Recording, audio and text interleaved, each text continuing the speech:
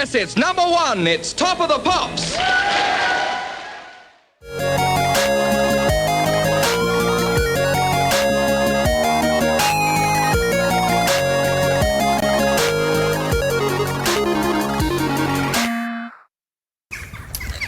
Morning, guys.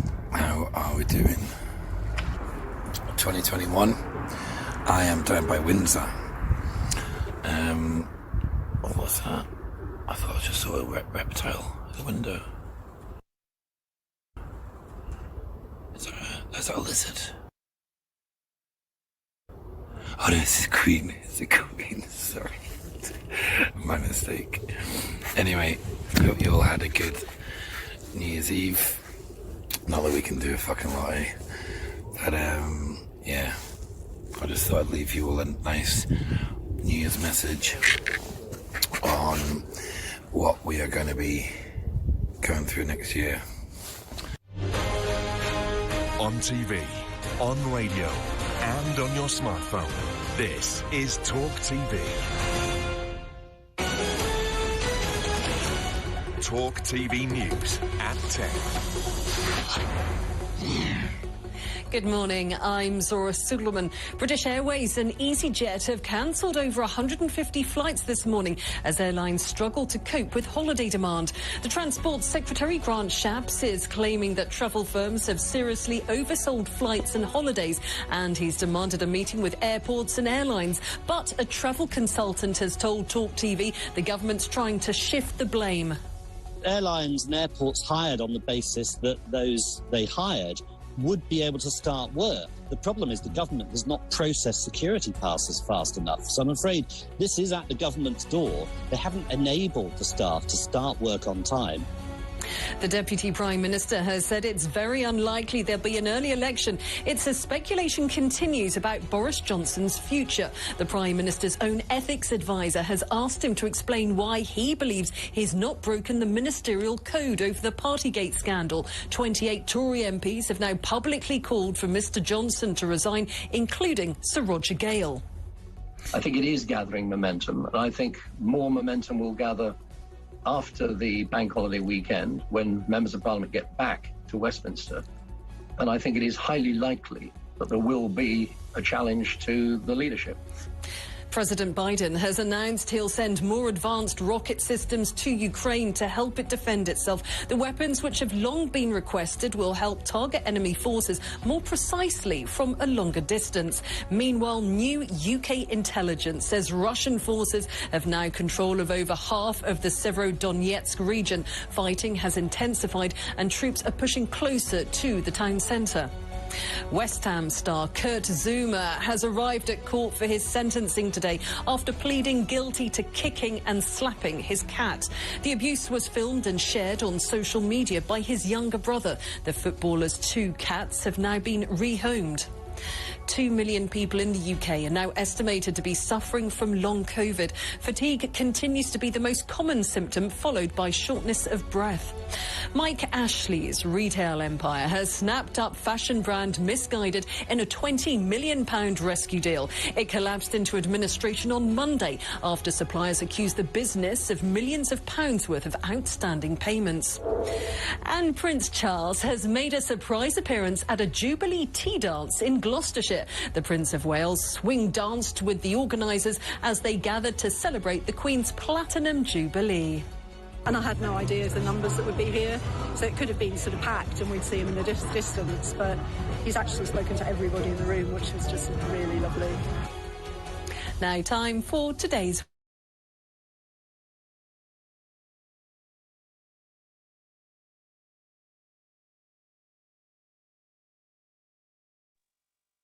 You're muted. Slick. Welcome. Should I start that again? That wasn't slick at all. Sam, what do you reckon? No, crack on. These are the little bloopers that we have sometimes, mate. Let's just keep going. It'll be all right on the night, as they say. It's Sick Bag Friday. It's EKoM Friday. It's the Grand Jubilee. Don't you know? Yeah, God, that's Sorry, I'm just laughing. How are you, Sam? I'm good, mate. Thank you very much. Yeah, Yourself? good. Yeah. So let's just. Hello, chat. Hello, everyone in the chat. Yeah, how you doing, everybody? Big up to Mark Devlin as well, because he actually kind of inspired me with the T-shirt. Do check him out on Odyssey, because he's still putting out the same great chats material. You know, I use like Mark Devlin and Max Eigen as kind of they kind of direct us, don't they? You know, for me anyway, personally. And just if I can mention with Odyssey, if people are put off from what it was before, it's had a massive update over the last couple of weeks, and the app is running lovely now. It's really smooth. Yeah, they do, mate, don't they? They've taught us a lot over the years. And I've actually got a special it's quite a lengthy outro of, like, I think you've listened to this twice, and I've listened to it 3 times, mainly because I was editing it today. But yeah, the Crow House. I'm not going to say his name again because he was removed from this platform. But at the end of the show, do stay tuned and listen to what he's saying, because it's the best. It's just on point. It's really on point. So yeah. Anyway, I'm going to share the screen again, and I just want to briefly comment on. Just a second. Where's my 2 secs? I did mention about Max Egan, the amount of attacks that he gets. Yeah. You're over the target when you get that amount of abuse from people. Yeah. No, definitely, 100%. And what I want to briefly open the sort of episode with, we are going to be touching on quite a lot of stuff tonight. Let me just, so I've got all my screens mixed up a little bit here. That shouldn't be like that. So I'm just, we should be on screen, and we're not. Anyway, right, I'm going to continue. Right, so I just want to, have you noticed the colours of this new channel, Sam? Yeah, they're rather similar to a certain country. It's mentioned a lot at the moment. It's just nuts, isn't it? That colour theme has not left us for the last, just over 10 years now, isn't it? And it's been everywhere. The health service, the posters, everything. It's everywhere. But what I just want to talk about, you showed the other week, that those actual colours are the specific colours to a certain family that we know. Yeah, the red shields. Yeah, and that is their original badge, that using those colours. Yeah, it's to me also, like blue and yellow, it's actually teal blue. So I'm just going to pause the recording 1 sec. So I've sorted out my screens now, but like we were saying about this, I just want to briefly comment on what you see on screen now. I've actually been listening to a bit of talk radio today, and I do because I haven't listened to them for about 2 months since this whole shenanigans, this apparent battle in where everybody knows.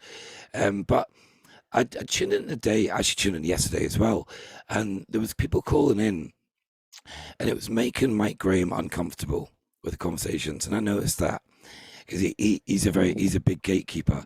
But what I've been picking up today, I mean, like the story, we could talk about this when we get we've got a bit of a surprise for you guys as well. We've got 2 more guests joining us tonight. I'm not going to say who yet. They'll be joining us soon. But it's I was listening to it today, and like that story, you can tell the story when the 2 of the guests are in, Sam, actually. But like the stuff that's going on with the airports and all these cancellations, it's all planned. It's to put people off wanting to travel, period. And it's breaking people's morale down again. They've allowed it to build up slightly. The story you told me earlier, 2 words: evil and sick. It's just, and it's sad. It like I said before, it does, for me personally, it weighs on my, I'm not saying sorrow, but it weighs on my heart. It's not nice. That's why I do what I do, because it's disgusting what's going on worldwide. We don't have to be like this. And this is sort of how I've been looking. You know, we were all very angry with these people over the last couple of years, what they've done. They don't realise what is going on. And if they're not, they haven't woken up now, they're not really going to. No, and I know. But they're still using these people, which is the same, they've got flesh and blood like us. Families, they love their families, and they're just being attacked left, right and centre from these people, and they don't really understand it, do they? Yeah, no, and it's nuts. It's like, I mean, even some people today calling in, talking about the guy on screen now, Bojo, and some people are just like, just sticking up for him, and they do not have a fucking clue how evil these people are. It's like my sister. I love her, Rachel, but she had a go at me a while ago, and she's like, Rob, there isn't evil in the world as you perceive. These politicians, they might do bad things, but they have a family at home that loves them.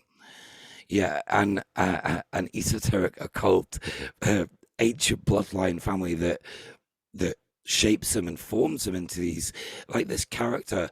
Just this whole Partygate thing is absolute BS. I can't stand it. I'd be surprised if Boris Johnson's ever received any love throughout his lifetime. Yeah. To get them this, so to get yourselves this cynical, do you know what I mean? You've got to. Well, we couldn't do it, could we?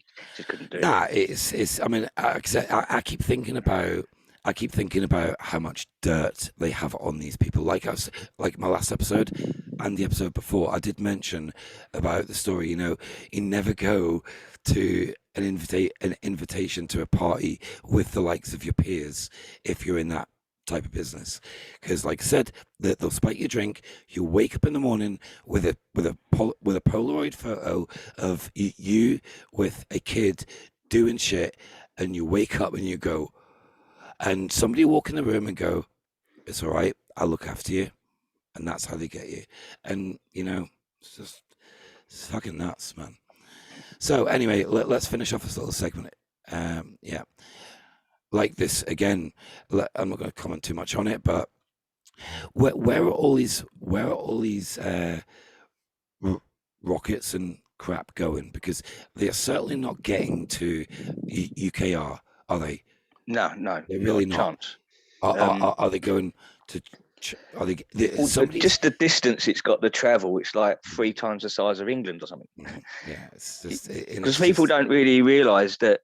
If you've had a look at the area where the action's going on, let's put it that way, some of those regions that they're showing you are literally the size of the UK. Yeah, they're that's huge, why things aren't happening quickly. You know, it's and I've been really looking into that conflict, and it's such a tactical, strategic win on the Russian side. It's unbelievable what they've done. Yeah. They fight in a different way to what the West fights. And it's like I tell you what was a great point, mate. We're just about finished. Like that whole like this thing on screen. I know what that is. I'm going to talk about that later. EMF change. As you can all hear my throat today, it's a little bit hoarse. Even Richie Allen, Sam, you heard this, mentioned it today, didn't he? He said my throat's cracking. It's been really hoarse. Why is that? I know why it is, and we can't talk about it too much. But yeah, I forgot what I was going to talk about then. I was just anyway, yeah. What's the other thing that's in the news at the moment? The poxy chimp, put it like that. Yeah. That is basically this shingles and things like that are all side effects of something that we know people have taken. Yeah, exactly. Totally, I totally agree. And it's even they're blaming it on the festival in, was it the Canary Islands somewhere, Lanzarote or something. And that's an odd thing, isn't it? So they stick up for the group with all those letters with a plus at the end of it, but they're attacking the actual normal, just gay and bi community. They're trying to get on with their lives. Yeah. They're being attacked now. Sorry, they're being attacked now. Yeah, with these. Go on, mate. Sorry. No, you're fine. But it was the point is same point. But it's also the fact that like the story you said earlier, but these people from that LGBTQ community, and we're going to talk about trans stuff tonight as well. I've had a few messages saying, can you please talk about trans stuff? So we are going to delve into that. And I hear one of our guests gets a bit fiery talking about this. So it's going to be interesting. But like you say, just to finish, it's like you say, they make these people like that group we just talked about in the Canary Islands that they blamed. They'll be worrying like shit now. And it's all this fear-based propaganda straight out of Joseph Goebbels. You know, he'd have been proud. He'll be rolling in his grave watching what's happening. You know? A certain little ratty doctor-like figure that is in America. This is possibly the third time that he's attacked the gay community now. It was AIDS first, wasn't it? I'm sure there was other hepatitis. I think was another one. Now you've got monkeypox being blamed on them. Well, I don't understand the angle of it, if you understand what I mean. Or is it just an easy group of people that they can? People. People think that they have more fun. Let's put it that way. Exactly. But when you actually know gay people, you realise that's not actually half the case. You know what I mean? I know quite a few of them. They're just happily married. You know, my stepbrother is happily married gay man. Got a great relationship. They're a great couple. Nothing like what they're portrayed as. Let's put it that way. And once again, this group of people are being targeted. I'm just going to pause the recording, Sam, because we've got our guests. So, welcome to our two guests. How you doing, Jacob? Hey, how's it going, bud? How you doing, Figgy? Pretty good. How are you guys? Good. So we got Ambiguous Fig on today. It's really good to have a female voice actually on this roundtable tonight. We have actually got quite a lot of news to go through. Finally. Yeah, it's quite a lot. Figgy, I've been trying to get her on for a while. Come on. Thank you for the invite. No, you're welcome. You're welcome. So actually, I'll start with this little video here. Check it out. This is just like, this video is just nuts. Check it out. I've got to share my screen right now. I've got windows open everywhere. Right, here we go. So, can you see this screen? Got it. Yeah, we got it. Right, cool. So let's play the screen. It's only 20 seconds long, but this is just what I want to point out. So why is this like? What is he like? 9 or 10? He is a young boy. He's climbing out of Buckingham Palace's window. Have a watch. Tell me what you think, because this is the palace where everybody in Britain is celebrating this year, and it's just mental. Check it out. Du kollar. Är han naken?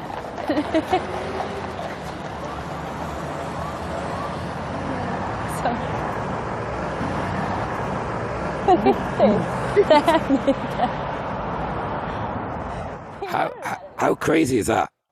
Well, I think the most disturbing thing now, Figgy's about to get fired off. She's about to go off on one. I already know. I'm telling you, I even warned you, Rob. I said, be careful with this. You're going to fire her up. She's going to come out guns blazing.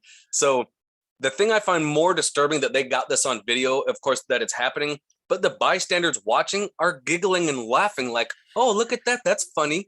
There ain't nothing funny about that. No, Jacob. Amen. I know what you mean, Jacob, but I think I said to Sam earlier, these two girls, I think they're from Sweden. I could tell by the language, it's definitely Scandinavia. But it's a look. Sam commented earlier and said somebody said it was CGI.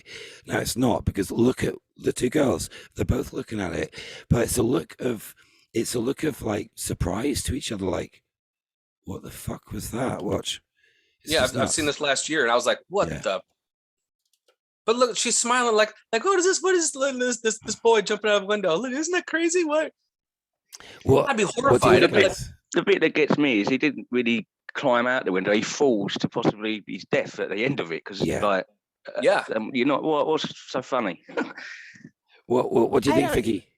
I don't know if any of you have seen the clips where they show the social experiments and people, they don't even look up from their phones. They don't care. They'll see kids getting snatched and they just keep on walking.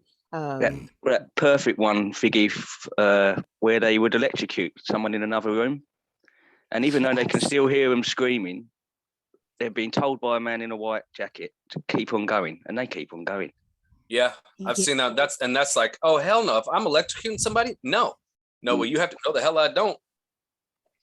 Yeah, we've lost this sense of morality, and our humanity is just really going down the toilet. Yeah. I was saying to Sam earlier about just like what's being done on a global scale, and it's sick and evil, period. It's getting to the point where it's really getting it can be quite hard. Right, it's quite a personal question. You don't have to answer if you don't want to, but do you guys ever like have a little breakdown?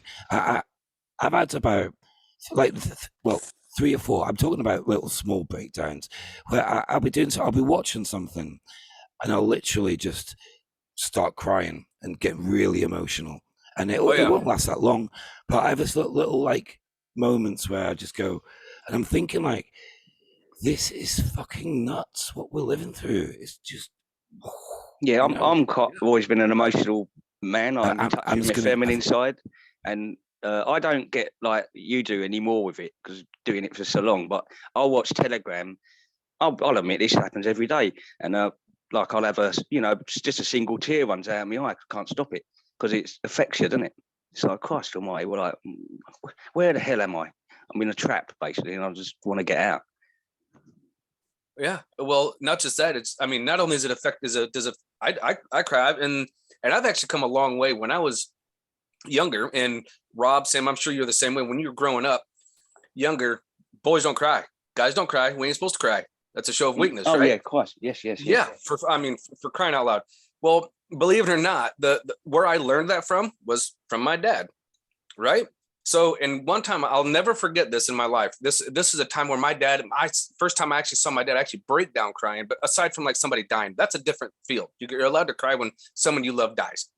My dad and I were watching a movie. I was on the couch next to him watching some movie. I don't even remember what it was, and it was like a sad part of the movie. Okay, but it was like some young girl died or something. I don't remember the movie, but I remember my dad, doing this, and I looked over at him. And I seen him wiping the tear, and I punched him on the arm. I was like, there, now you got something to cry about. What are you crying for? And he looks at me and he goes, what the fuck is wrong with you? And I'm like, what do you mean? It's a movie. What are you crying at a movie for? And he goes, because it's sad, son. And I said, but Dad, it's just a movie. And he goes, things don't make you cry in movies. It's supposed. And I'm like, no, Dad, we're not supposed to cry. We're guys. And he just really started crying. He goes, son, I am so sorry if I ever bestowed that on you. He goes, it's okay to cry. If something moves you, you should cry. It shows that you're human. And it kind of opened me up a little. I was like, whoa, it really took me by surprise. And so now more things affect me, and I actually allow, and it's an emotional roller coaster. But what affects me when I see stuff like this isn't the fact that what I'm seeing is horrific. It's because my peripheral of other things going on in the background, like those girls just standing there laughing, that hurts me more than seeing the boy falling, because seeing them just kind of, haha, this is funny, or not really being horrified and moving, because I know if I was there, I'd be in motion. I'd be going that direction. Exactly. I actually think when you're talking about those 2 girls, I actually think that they were both so.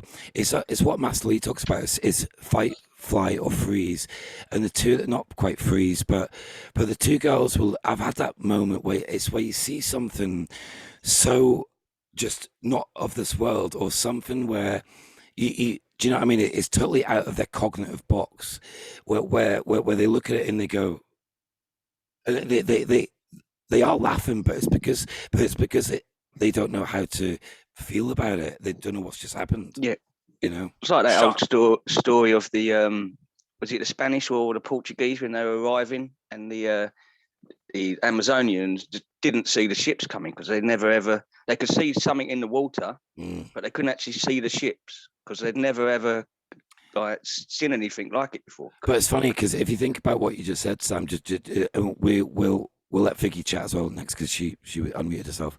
But it's like the Amazonians. What's that film? It's one word film. It's a great film. Apocalypto. Yes. So if you trust their history, then like what you just said, Sam, not to be contrived, but like when you say that and what you're saying is right, but if you think about what we know, those Incas, the Mayans, etc., they will have seen far more than ships and water, apparently. Like Quaker style, etc. That's what I think. It's kind of weird. What do you think, Figgy?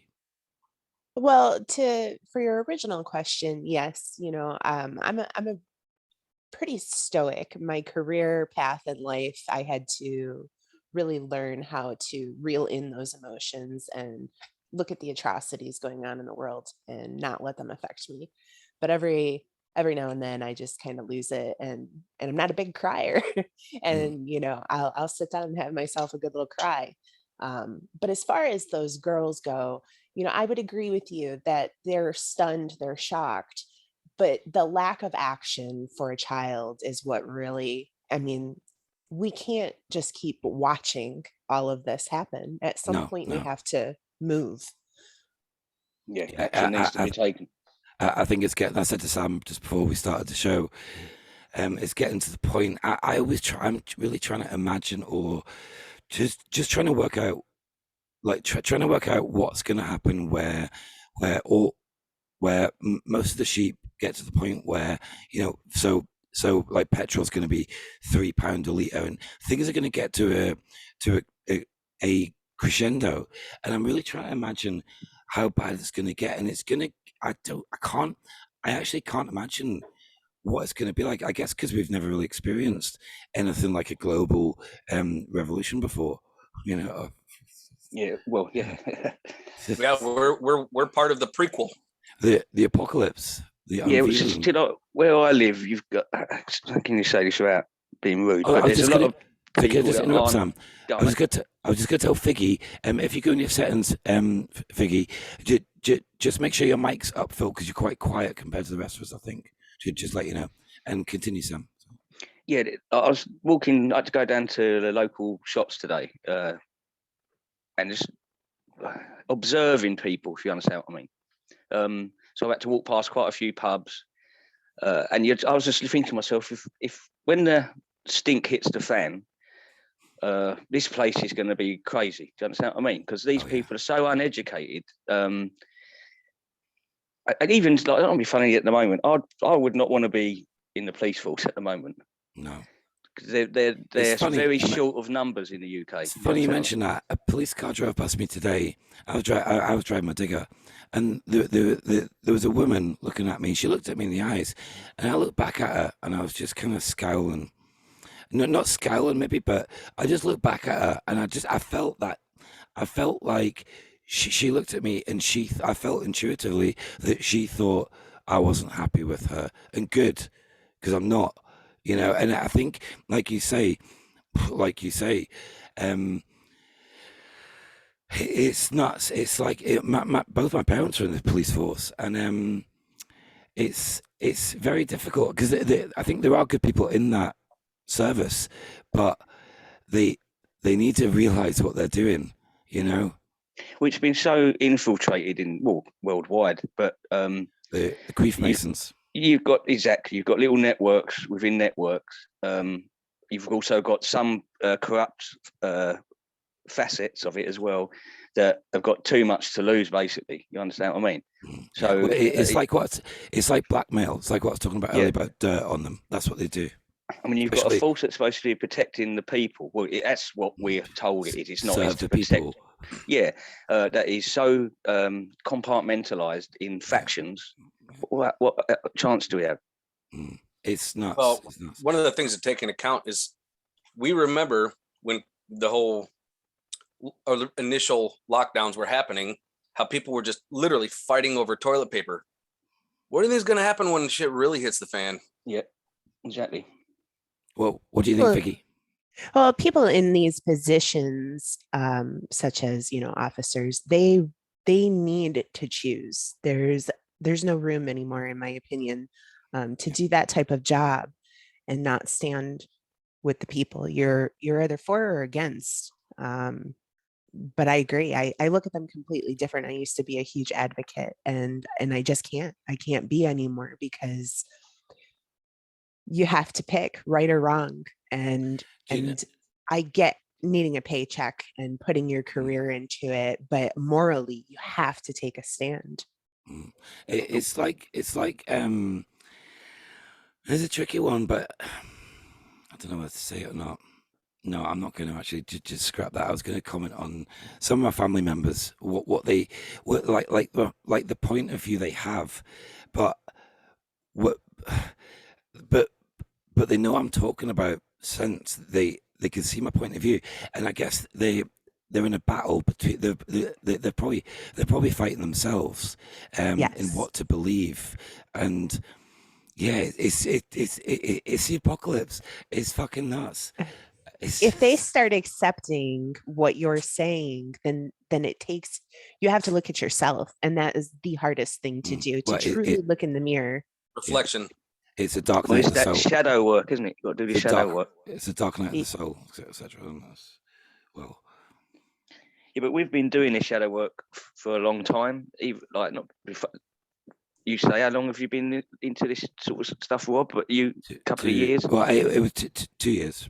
Yeah, but to actually have got to this stage, you've done shadow work on yourself. If you understand, I think so. Yeah. Because you wouldn't have fell down the rabbit hole otherwise. Yeah, you'd just be palming it off like everyone else. I've been doing about 33 rabbit holes, mate, every day. Right. So on that note, so let's leave that little topic behind. So we have a little 10-minute video. It's about the naked boy and about Buckingham Palace, etc. Then we are going to continue with the Queen and the royals, and then we're going to go into just a plethora of Earth news, let's say. So I will play the clip. Just a sec. If you want to mute yourselves, guys, that'd be great. And we shall watch the show. Just a sec. Just got to move my windows around. I actually need a third monitor. So here we go. Come on. Okay, can you see the screen, guys? Yep. Yeah, cool. Right, okay, cool. Cheers. Okay, it's about... Yes, it's 10 minutes long, but it's good. And this is from another YouTube account.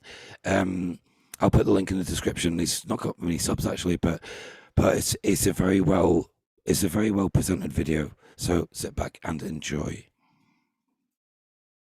Including the ritual abuse of children, it should come as no surprise, seeing as they are. Rumours have circulated that the British royal family are involved in dark occult practices, including the ritual abuse of children. It should come as no surprise, seeing as they are the ancestors of Vlad the Impaler. As you will see, paedophiles surround the royals at such a staggering rate, it is almost unbelievable. Jimmy Savile, a close friend of Prince Charles, was a notorious paedophile and enjoyed the protection of the police and secret services. You cannot go anywhere near royalty, especially not becoming a butler, without having MI5 know every aspect of your life. Buckingham Palace butler ran paedophile sex ring while working for the royal family. It took 30 years for this man's actions to be brought to a stop. Paedophile Bishop described Prince Charles as a loyal friend. They often sent letters to each other, which are now under investigation as part of a child abuse inquiry. Soft Justice, Peter Ball, Pedo Bishop and pal Prince Charles, is set free from prison halfway through his sentence for abusing 18 teen boys. In 1993, he was investigated by cops and admitted gross indecency against a boy of 17, but he was let off with a caution after police received dozens of support letters and phone calls from MPs, a Lord Chief of Justice, cabinet ministers, and an unnamed member of the royal family. What artist had 2 sit-ins with the Queen to paint the royal portrait? Convicted paedophile Rolf Harris. Prince Philip's former royal aide, accused of 3 sex attacks on girl aged 12. He was a Knight of the Realm, a friend of both Margaret Thatcher and the Prince of Wales, and a man known to have sexually abused a girl of 14. No, I'm not referring to the late Sir Jimmy Savile, although he ticks all 3 boxes. but to Sir Lawrence Vanderpost. Police arrest another of the Queen's Guard in Windsor Castle paedophile ring probe. Imagine you knew someone. 2 of their closest friends turned out to be paedophiles. Their butler was running a paedophile ring. They sat for hours on end with a paedophile getting a portrait painted, and their aid is a paedophile, they're giving out honours to paedophiles, and are guarded by paedophiles. At some point you'd have to say, why the fuck is this person surrounded by so many paedophiles? Clearly paedophilia surrounds the royal family. Now let's investigate them being involved in the VIP paedophile ring directly. Royal family member was investigated as part of a paedophile ring before cover-up, ex-cop says. A member of the royal family was claimed to be part of a suspected paedophile ring under investigation by the police in the late 1980s, a former police officer has said. The former Metropolitan Police officer says he was told by a detective sergeant that the investigation into the ring, which also claimed to include an MP, was shut down for national security reasons. Prince Andrew's sex slave claims he was involved in an underage orgy with paedophile pal Jeffrey Epstein and 8 young girls. VIP paedophile ring abused teenage boy inside Buckingham Palace and Balmoral Castle. The boy, then just 16, told how he was a victim of exploitation of the highest order. The claims could now be the subject of a police investigation. Geoffrey Dickens, MP and author of the infamous lost Dickens dossier naming establishment paedophiles, said, "The boy told his parents he had been sexually abused by members of the royal household at the palace. I'm concerned the palace could be part of a chain supplying young men to paedophiles in diplomatic service. Royal household will fall in sights of £100 million child sex abuse inquiry. A statement from the inquiry later confirmed the monarchy will be potentially within the scope of the hearings, following several allegations made in the last year involving the royal household. The VIP paedophile ring that infests Parliament, police, intelligence and military most definitely expands into the royal family."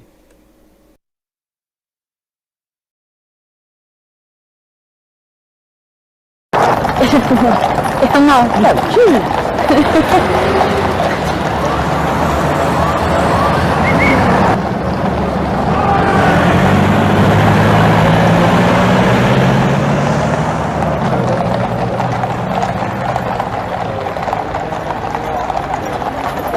Gud, det ser ut som att de kommer från en helt annan tid, eller hur? Precis. Mm.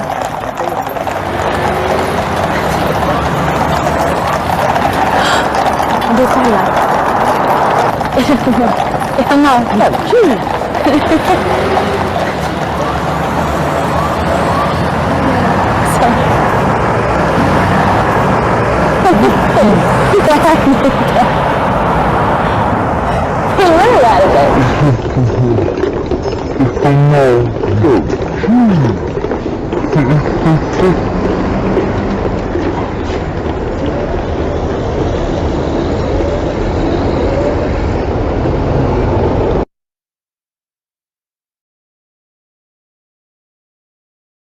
For a long time, rumours have circulated that the British royal family are involved in dark occult practices, including the ritual abuse of children. It should come as no surprise, seeing as they are the ancestors of Vlad the Impaler. As you will see, paedophiles surround the royals at such a staggering rate. Sorry guys, I think that's weirdly it's somehow playing it twice, so it wasn't 10 minutes long, it was 5 minutes long, and that was it. So yeah, are we there? Yes. Okay. Oh, video, sorry. I was actually doing my washing up. I started doing it, but then got rudely interrupted by the video not being 10 minutes late. It is 10 minutes long, but it repeats itself. So anyway, what do you think about that? And careful with the words on the P word. Okay. Yeah, it's damning, isn't it? Basically. Yeah, but it's factual as well. Yeah. I actually don't think we need to actually comment much on it. But I'd just like to comment on the fact that what we was talking about earlier about the gay community, they accuse us of doing everything that they do, if you understand what I mean. And what's the word I'm looking for?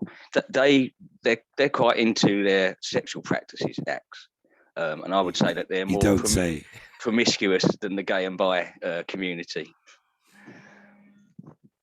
Well, I would say that if you take that video and then you look at each country that is in the limelight right now around the world, you will see a common theme. Yeah, for sure. Yeah, two things that I've noticed, and that boy guy, boy, whatever. Honestly, it looked like he was about 14. It's a boy. It's a boy, 100%. Yeah. I actually think, just watching it again on the last clip, so in my head, I was kind of thinking what it came to me actually. So if he's in a bedroom upstairs, top floor, right?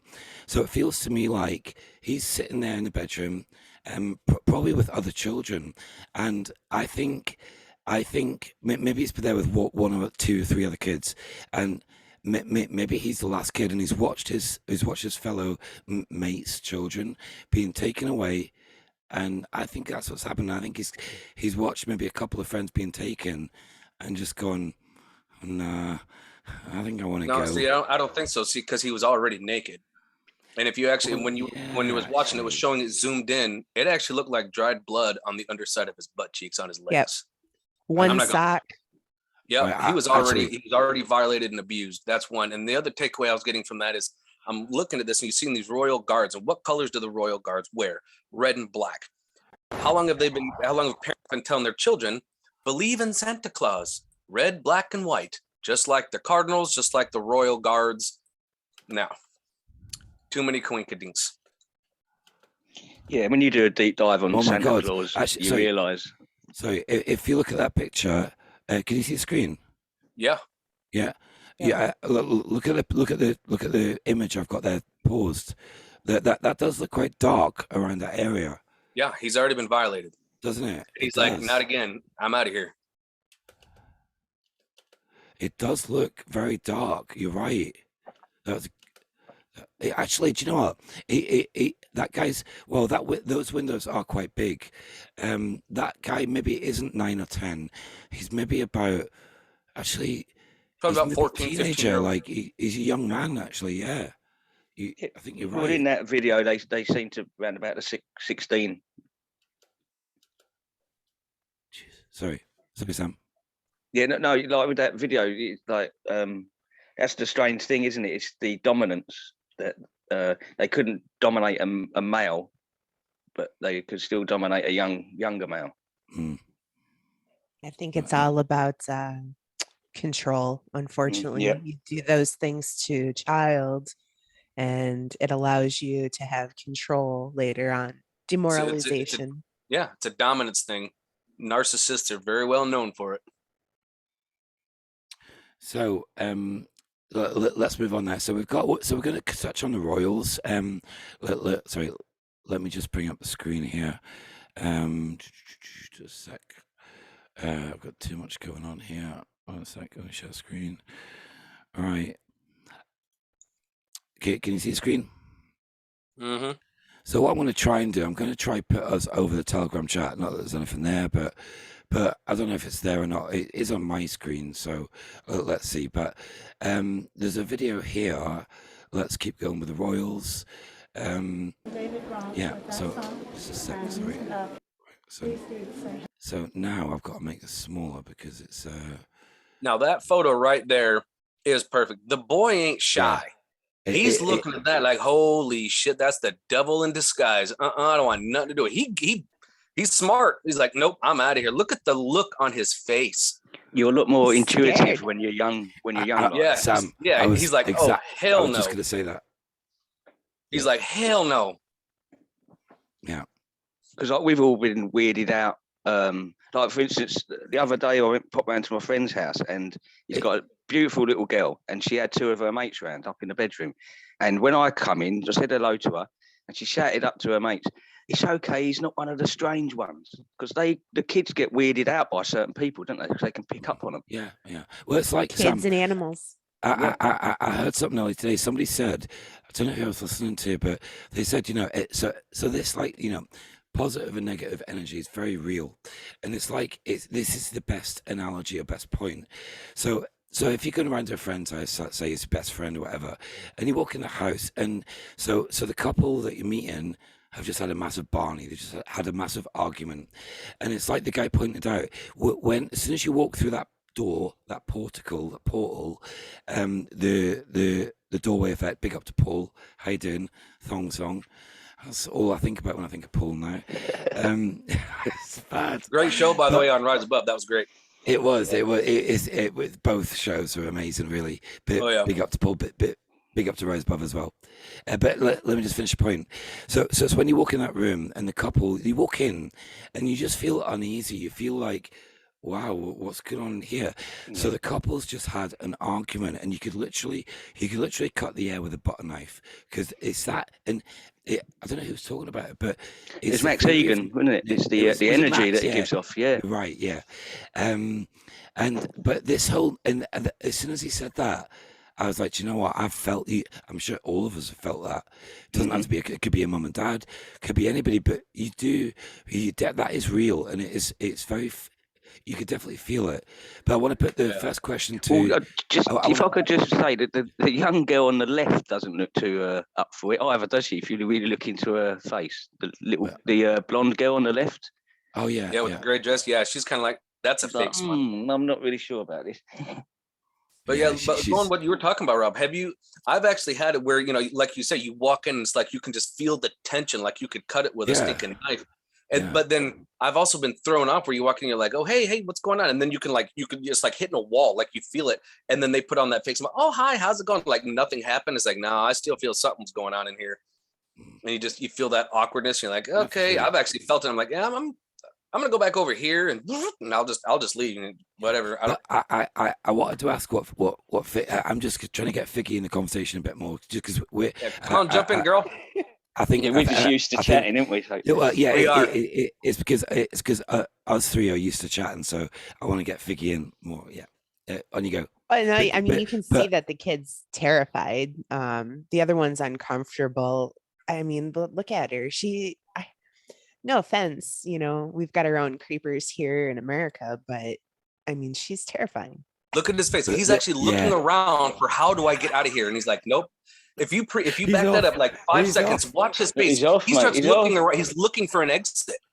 He looks for a way out. Like, how the hell do I get away from this bitch? Have you seen the one about the horse as well, Sam? Have you seen the horse one with the Queen? No, I don't think so. Right, kids and animals. They know. Go Figgy. Yeah. There is another video. There is another video with the Queen. She's that because she loves horses. She probably loves the. I can't say that word.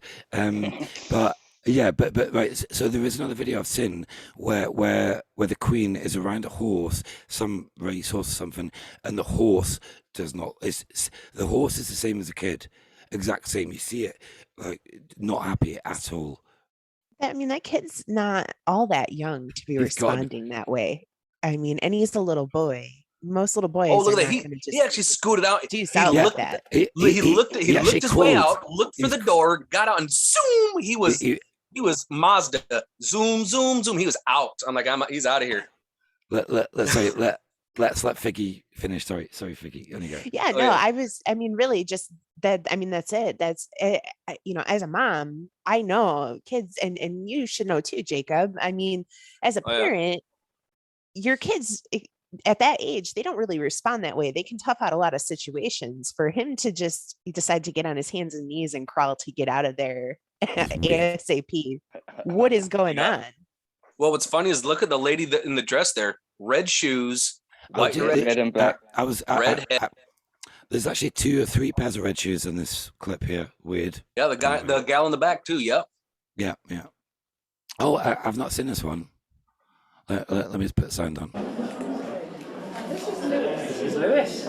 Oh yeah, he's nervous. He's like, no. Yes, it is.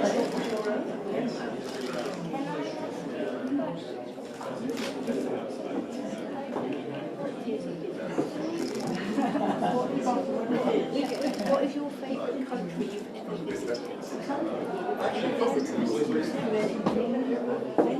There's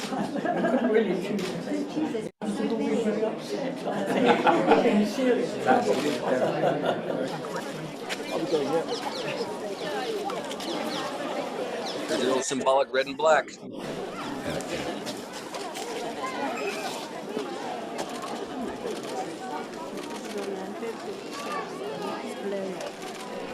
She reminds me of the Mad Hatter with that hat on. She does. Do you know what, Sam? I'm just waiting for a Draco wings to pop out of the jacket at the back. Yeah, it's almost like Alice in Wonderland, like a scene from Alice in Wonderland. I'm waiting for the tail to flop out, just kind of hit the ground. Thud.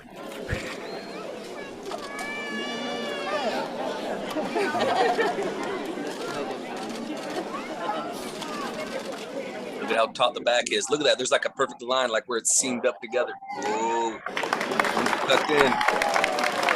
Oh, I hope everybody watching has got their sick bags ready for Friday, because it's weird, because it's like even like 3-4 years ago, I guess I was a bit of a royalist, let's say, not a royalist, but I did like the royals, you know, but like okay, so the way I look at myself now, I can't fucking stand it, and I hear people on the radio today talking about how the monarchy is the best system in the world, and wow. Oh, did you listen to Richie Allen tonight? I caught the last half, that's it. Oh, well, there's a fellow on there, right? Richie Allen, if you've never listened to him, viewers, you've got to go and find him on TuneIn radio. And there was a guy on there today that's been camped out for almost a week already outside Buckingham Palace. Really? He's like, but it's just comical gold, because you think it's a parody when he starts talking, because he's got this really high-pitched little squeaky voice. It's well worth trying to dig out. It's well funny. Yeah, cool. Yeah, so we go, mate. Now, didn't you guys have a Jubilee just recently? Jacob, it's this weekend. That's why. Yeah. So it's actually, so today was my last day of work, and yeah, it's weird, because it's like what I was just talking about the monarchy, and how a lot of people in the UK think that it's a great idea, and it's not, you know, they're not bad people, and it's just what I'm hoping for. What I'm hoping for at that Jubilee is that, you know, that we all know about the death. Okay, we all already know she's already gone. What I'm hoping for is that they try to come up. Sorry, Jacob. I'm actually. Do you know what? I like to think so, but I'm actually like so as time progresses, it further dissipates in my consciousness. I don't think it's real. I think she is. I don't know. Although Tuesday is a very interesting numerology. Big up to Mark Devlin. Yeah. So, but and then of course the year 2 + 2 + 2 6. But the thing is that if you think about the Jubilee, and I mean the royal family, it's been leaked out. Jacob, yeah, you're such a conspiracy theorist with your six. No, realist, conspiracy realist. Let's be real.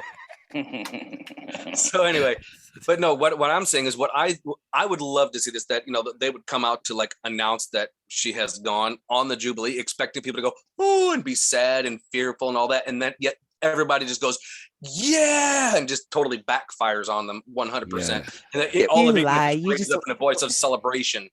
You lie. You just want to see the skin suit drop off. Honestly, I don't know if I want to. I wouldn't mind seeing it, but I know what it's going to do to everybody else. Everybody else going to. I mean, it'll be an instantaneous wake up of what the F, and I'll be like, I knew it. right, guys. I'm just going to play you a little clip, because I think you put just on that line. There's no bunting at all. I've seen it on about 2 houses around here. Yeah, a couple houses with a flag and a Union Jack. And my local shop has got a massive, great big box left still of Union Jack flags and all, you know, the gumph to go along with it, but all sorts of stuff. He said, no one's buying it. No one's interested. Yeah. No, for sure. So what I've got next, sorry, to continue, because we've still got a lot to go through, and I'm just watching the time as well, which is all good. But so I'm going to share my screen now, and what we're going to look at is let's go back to Max Eigen and the World Economic Forum. Sam will know what I'm talking about, because it's like the whole thing in the UK are at the moment. And, you know, he made a great point, and the screen I'm going to show you now, it actually leads from what Max Igan said a while ago, because he does inspire me a lot. But right, so going back to Putin and etc., if he wasn't part of the club, right, like Max said, he you know, that thing in Switzerland the other day, he could wipe out everybody at that event if he wasn't part of it. And why didn't he? Because he's part of the club, maybe, you know. Putin. Yeah. Mm-hmm. So anyway, but what I'm going to show you now, oh, you can see the screen. Yeah. So it's here's the thing though, from a strategic standpoint, yeah, he could have done that, but what else would have done? It would have locked the hatred of the whole world on him for that attack. Yeah, in one moment. Yeah. It caused World War III, basically. Yeah, right then and there. So, and he wants to avoid that, wants them to be taken down on their own land and their own turf. I mean, I see the wisdom in doing it, but I also see the wisdom in not. I'm still very interesting thing with Putin on his travels. So Igrail, the Duran, Richard Medhurst following this really well on YouTube. Yeah. And whenever Putin is on his travels, he's actually got someone there. They call it the nuclear football, and he took that to the World Economic. Oh yeah. He took that to the World WEF meeting. He had people with it there. Did he? Yeah. Good. He has he's a giant, big. He's about almost 7 foot tall, like a massive big bloke who carries it around, strapped to his hand. Yeah. He's a Nephilim. Quite possibly. Yeah. Right. He's one of the ones they found in a cave in Russia. Right. So I'm going to share the screen again. So what you see on screen, and this again came from Max Igan again. He inspires me so much. He's a legend, and I think, you know, I think he inspires a lot of us to do what I do, etc. But anyway, so can you see the screen? The guards step out. Yep. So this is something Max said a while ago. He said it a few times, I think. You know, so in the world wars, etc., if you wanted to take out the enemy, so you would take out the royal palaces, the government buildings, you know, all their stately homes where the bosses are. But no, they don't. They enact sanctions, and they enact poverty globally, austerity, etc. And it just this article here shows you, because I started looking at it. If you look at that photo above, okay, and where it's showing like as if it was attacked, like a bomb came in. No. That was deliberately set off. That was planted and set off. Yeah. Because if it came from outside, it would come in at an angle. That fence would be gone. That was buried and planted to set to go off, make it look kind of bad, but the fence is still pretty much intact. But let's be honest, if a bomb was dropped from the sky, no, it'd be gone. What do you think, Figgy? Well, I think it's a pretty big target to miss, first of all. Second, though, Jacob can tell you I'm down quite the rabbit hole with this particular time frame and the propaganda. I am convinced that they are trying to make us think things that are happening are prophetic in nature when they are actually completely inorganic. Synthetic. Or a script. That's already been worked out. Yeah, exactly. Yeah, and through this time frame, Figgy and I, we've actually been discussing this, and we were talking about like with the whole mud flood, right? The whole mud floods and all this stuff. And Figgy, tell Rob and Sam what you found in the papers and laws that were passed. So actually, back when all the mud flood was supposedly taking place, they required in countries all around the world, to including here in America, they required residents to bury their homes under, like in Spain and Brazil, they were required to bury their homes under 6 to 8 feet of sand. Here in America, it was 6 to 8 feet of clay.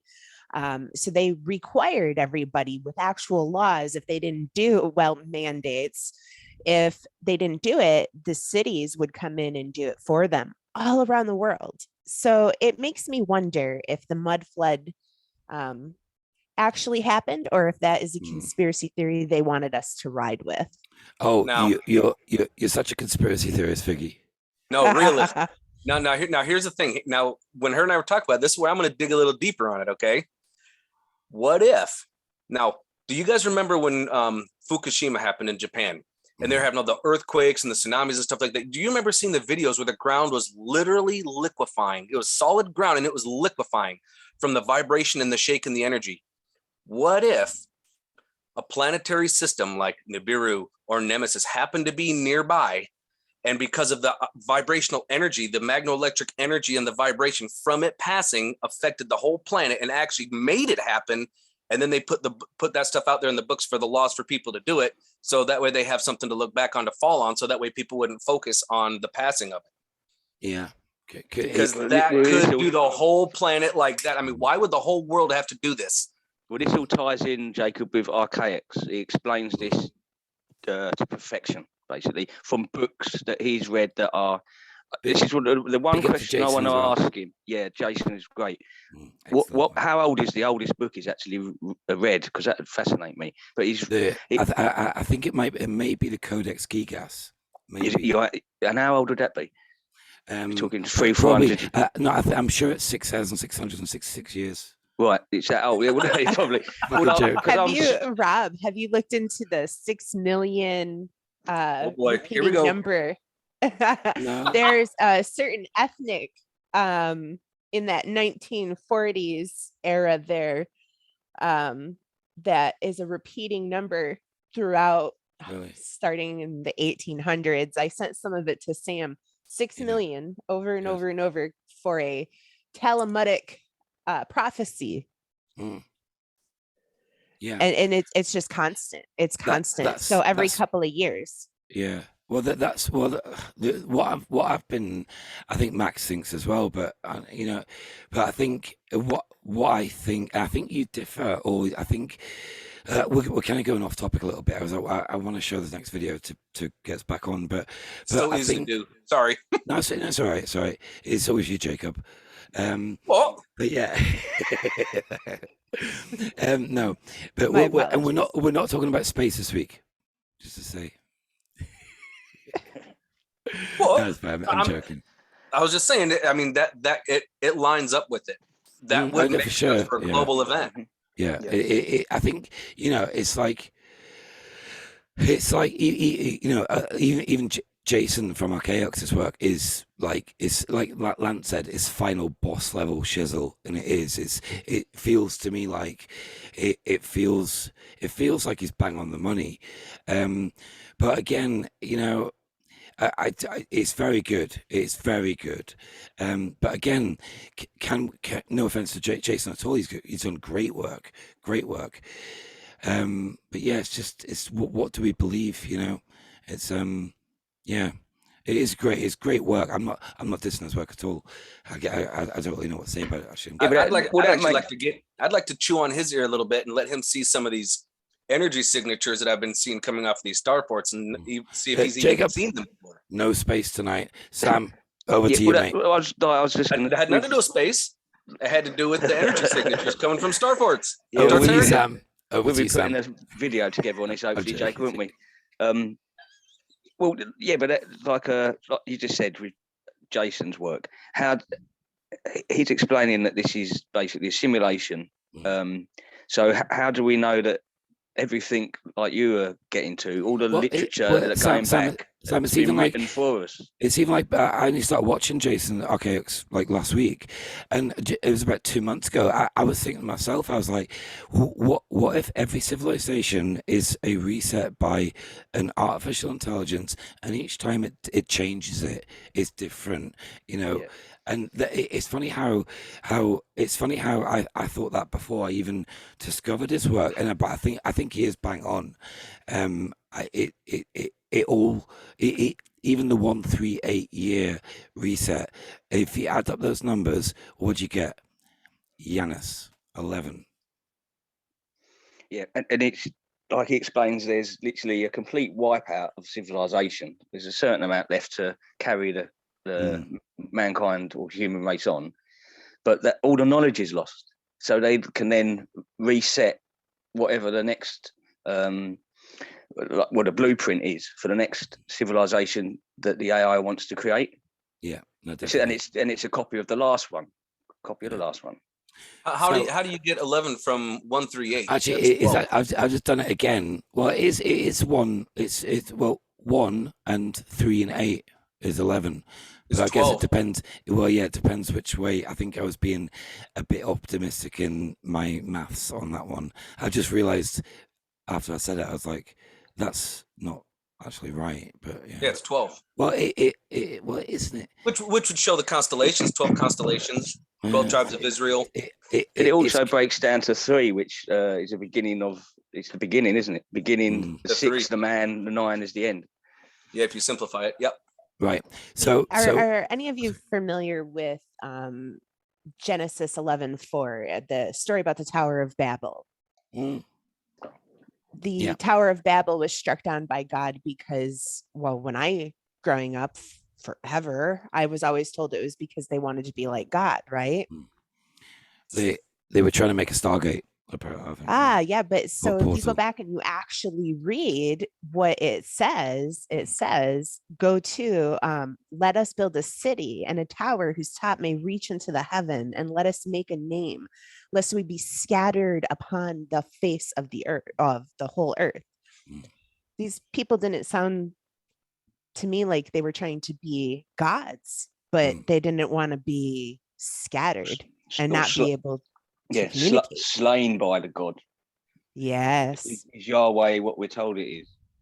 Yeah, and if you actually go back and you start looking at the Sumerian tablets, the Enuma Elish, and all of those, and you start and you actually read this a similar story. Some of them have same names, some of them are different.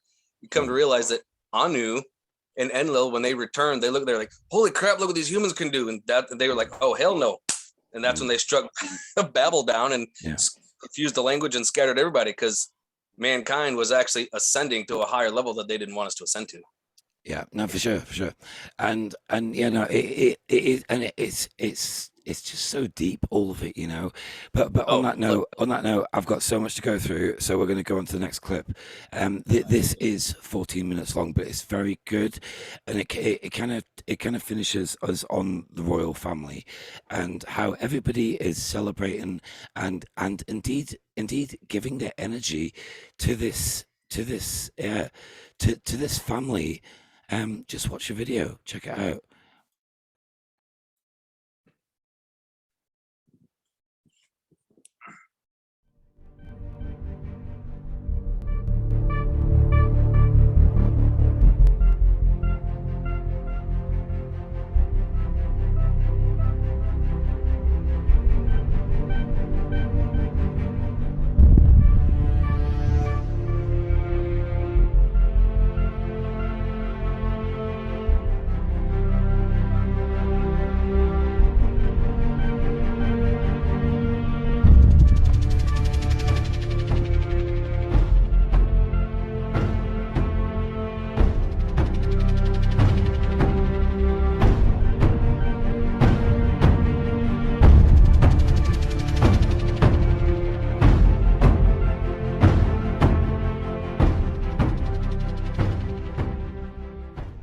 Queen of England and the Missing Children.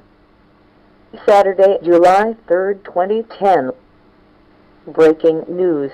This weekend, protesters in Winnipeg and Toronto will confront Elizabeth Windsor, aka Queen of England, with an unanswered letter asking that she identify the fate of Aboriginal children under her care. The strange story of the Queen and the children who disappeared. Thursday, April 1st, 2010, 11:08. Signed statement by survivor witness, followed by copy of letter already given to the Queen in January 2008 by residential school survivors in Canada. Statement of William Arnold Coombs. I am an interior Salish spirit dancer and am 58 years old. I live in Vancouver, Canada. I am a survivor of the Kamloops and the Shinandian residential schools, both run by the Roman Catholic Church. I suffered terrible tortures there at the hands, especially of Brother Murphy, who killed at least 2 children. I witnessed him throw a child off a 3-story balcony to her death. He put me on a rack and broke some of my bones in the Camp Loop school basement after I tried running away. I also saw him and another priest carrying a child in the school orchard one night. In September 1964, when I was 12 years old, I was an inmate at the Camp Loop School, and we were visited by the Queen of England and Prince Philip. I remember it was strange because they came by themselves. No big fanfare or nothing. But I recognized them, and the school principal told us it was the Queen, and we all got given new clothes and good food for the first time in months the day before she arrived. The day she got to the school, I was part of a group of kids that went on a picnic with the Queen and her husband and school officials down to a meadow near Dead Man's Creek. After a while, I saw the Queen leave that picnic with 10 children from the school, and those children never returned. We never heard anything more about them and never saw them again, even when we were older. They were all from around there, but they all vanished. The group that disappeared was 7 boys and 3 girls in age from 6 to 14 years old. I don't remember their names, just an occasional first name like Cecilia, and there was an Edward. What happened was also witnessed by my friend George Adolph, who was 11 years old at the time and a student there too. February 3rd, 2010, Vancouver, Canada. Media advisory. Queen of England issued a letter of demand, possible lawsuit by Indian residential school survivors. Evening of Thursday, January 24, 2008. UN feed Squamish Territory, Vancouver, Canada. Elizabeth Windsor, the Queen of England, was issued a letter of demand yesterday that requires that she identify the fate and burial sites of all the children who died in Indian residential schools established under the authority of the Church of England and the British Crown. The letter was handed personally to Governor-General McCulloch by Aboriginal Elder Carol Martin at the downtown East Side Women's Center in Vancouver in the afternoon of Wednesday, January 23rd. Ms. Martin asked the Governor-General to deliver the letter of demand to the Queen on behalf of residential school survivors, and the Governor-General accepted the letter and assured her that she would.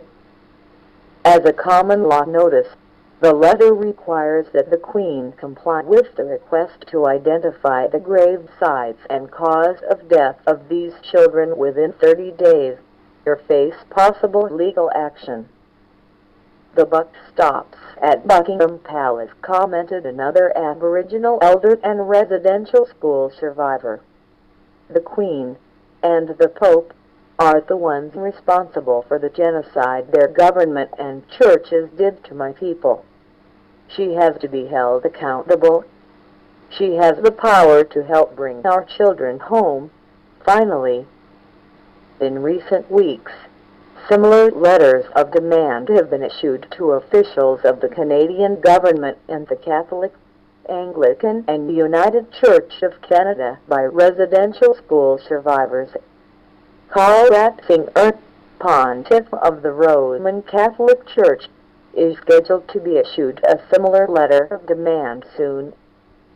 The National Press Conference to announce the next stage in this truth campaign will be held on Monday, February 4th at 10 o'clock a.m.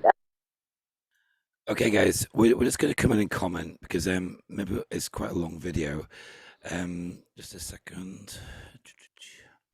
So, what do you guys all think? Maybe we shouldn't comment on it too much. We could comment on it, but just in regards to what is happening this weekend, just be a bit easy with your comments and your opinions. Sam, over to you. Yeah, as I say, it's difficult to talk about this because like that stuff that went on was it Australia or New Zealand? I can't remember now. Canada, but Canada, what they do with the Aboriginals, but that's probably happened all over the shop, hasn't it? Like for instance, the Royal Institute were doing experiments on Aboriginals in Australia, working out how many lineages it would take to wipe the actual gene out, and they realised it only takes 2 or 3 lineages of mixing them with white women, and the Aboriginal gene is lost. Which is the same with the with coloured people's genes. That happens as well. But they were doing like these sorts of research on these people years ago. You know, what do you think, Figgy?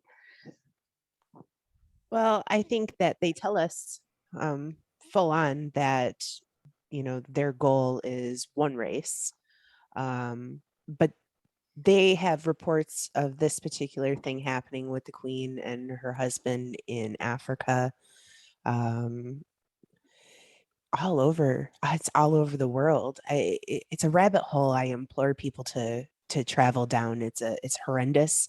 After I went down it, I didn't sleep. I got really messed up in the head after learning all of this.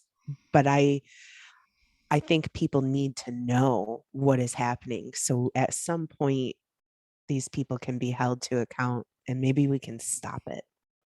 Yeah, you know that number that you just highlighted and we're circling there, Rob. Yeah. They found thousands, and they literally said that they haven't even counted how many bones that has been found on Catholic monasteries that were in charge of from the royals there in England, and it's like a massacre. It's horrific. Pretty much, yeah, pretty much. I wonder if this comes back down to like any of the foundlings. Any of the what? Sorry. What we're watching. Any of the what? Sorry, Vicky.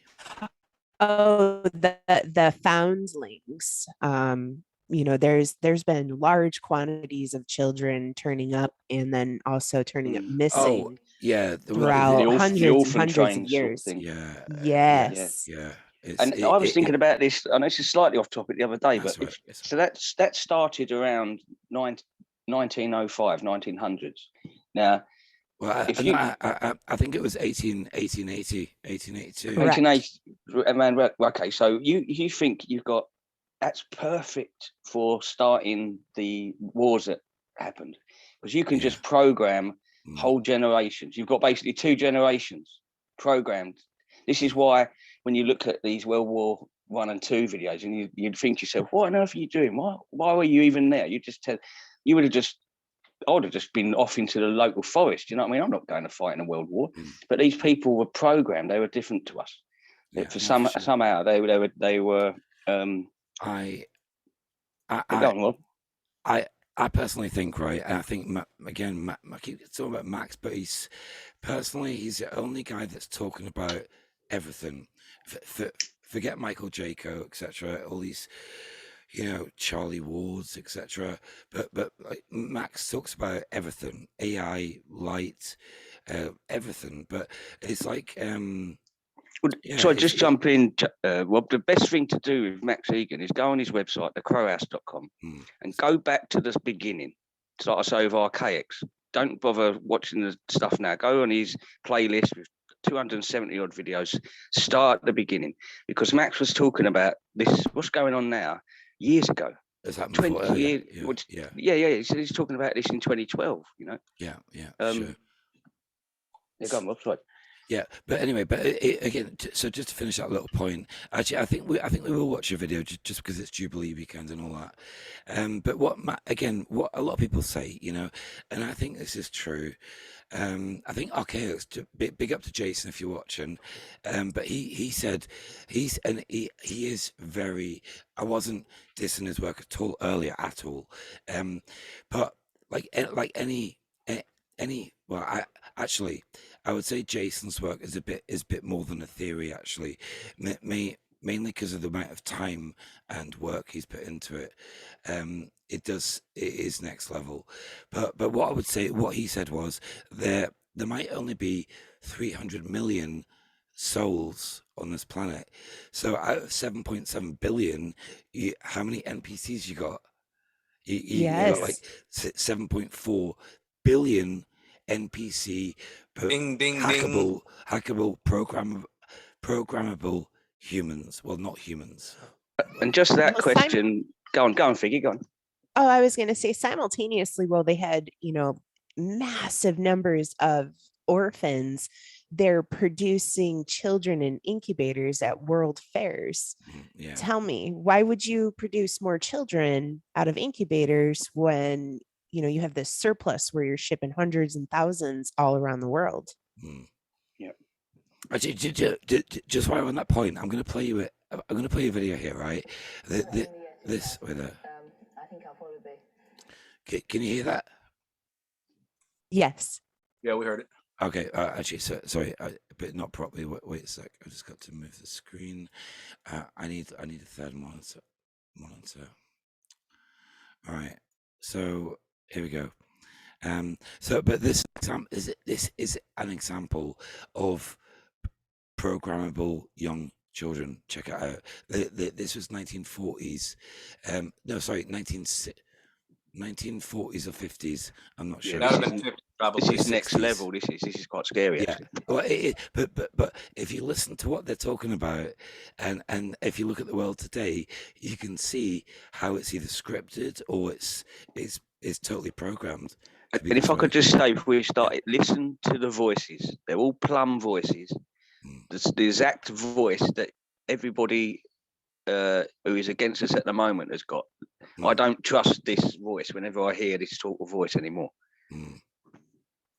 Well, in the year 2000, I think I'll probably be the spaceship to the moon dictating two robots, or else I may be, I don't know, in charge of a robot court, judging some robots, or I may be at the funeral of a computer, or if something's gone wrong with their nuclear bombs, I may be sort of coming back from hunting in a cave. I don't like the idea of sort of getting out and finding you've got a cabbage pill to eat for breakfast or something. I think all these atomic bombs will be dropping around the place. And it was one will get near the centre because it will sort of make a huge great big crater, and then the world will just melt and the world will become one vast atomic explosion, and it will become like a supernova, stars. Race riots, extreme racial tension and unrest. Some madman will get the atomic bomb and just blow the world into oblivion. There's nothing you can do to stop it. No people who get bombs. And somebody's going to use it one day. Well, I think that it'll be so overpopulated that there will be wars, all nuclear explosions and everything. It'll make the Earth, too much radiation on it. It'll become too hot to live on. I think that there'll be no life at all, really, on the Earth. Most of the major cities will be replaced with vast pleasure domes used exclusively by the Excelsiites, who are the neo-upper class. I don't think there is going to be atomic warfare, but I think that there is going to be all this automation. People are going to be out of work and a great population. And I think something has to be done about it. If I wasn't a biologist, that's what I'd like to do something about the population problem. Try and sort of temper it somehow. I don't know how. I think it'll be very dull, and people would all be squashed together so much there won't be any fun or anything. And people will be rationed the amount of things they can have, because if they had too many things it would just squash their houses and there just wouldn't be room for them. You know what's funny is that I was talking about pleasure dome, right? Yeah, but it sounds like consumerism 2020. It sounds like a football stadium, a baseball stadium. I mean, in Dallas, Texas, called the Silver Dome. What that sounded like to me was a very early World Economic, or WEF, Young Global Leaders meeting. I wouldn't be surprised if that went on to be MPs. Sam, I wonder if that's them. Yeah, we just saw as you wouldn't be kids. surprised, would you? Wouldn't be surprised. No, it wouldn't blow my mind at all. I'd be like, "Yep, I figures." Sam, so what we're going to do, I've talked to Lance about this and the Rosebirth crew. So we're going to change your name to Lord Samuel of Kent III. And you are indeed going to be at Davos next year, Samuel. Okay? You're going to be undercover. Do I get papers? Do I get papers?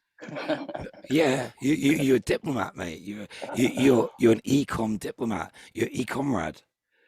That's right. Lord Sam, I love it. Yeah, it's good. The third, if you please, the third. What, the third. What do you think, Vicky, about that old clip that I just played? Oh gosh. I mean, look at the programming. Look at the programming. So when did this programming start? You can even, I'm gonna go really conspiracy theory for you. Look at their erratic eye movements when they're trying to recall what to say. I mean, this is such an indoctrination. When did this actually start? Yeah. That's my question. I've actually got some. I'll stop sharing the screen. Sorry, but and they all look pretty soulless kids as well, don't they? Yeah. There's like no soul. Sam, joy. It's funny. Do you remember that episode I did with Nonconformista? Big up Martin, how you doing? But do you remember the episode? So at the end of the episode, we were looking at the incubator. We were looking at the babies, and well, it was actually it was the orphans, but it was some of the looks on their faces, like with the suitcase at a train station, and we commented that everybody looked scared. Everybody, like all the kids, they looked like they didn't know where they were going, and they were just startled. Like I'm going here, you know. Yeah. I can't remember if it was John Levi or Levi channel or one of the other ones, said a mad story that they'd found, and they were trying to look into more detail on it, where there's old reports in books and newspapers where hundreds of thousands of kids in Europe marched through Europe with no parents, just all the kids on their own, to go and fight a battle against Muslims. I think you told me about that. Yeah, it's mad. It's mad. Like I can't think where it was now, but I was just, you're gobsmacked listening to it. It's like what? Yeah. Absolutely crazy. And there's reports of all they marched and marched for hundreds, if not thousands, of miles to get there. Like taking food from villages and whatever on the way. Really mad story. Nuts. Right. So we actually have to get a march on now because I've not even started on the other news yet, and I think we've got an hour and a half recorded already, and we've got a 30-minute special outro today, which is really good. So I'm going to play the rest of this clip. It's only 5 minutes, and then we'll move on to like general clown world news, pretty much. So let's play the clip.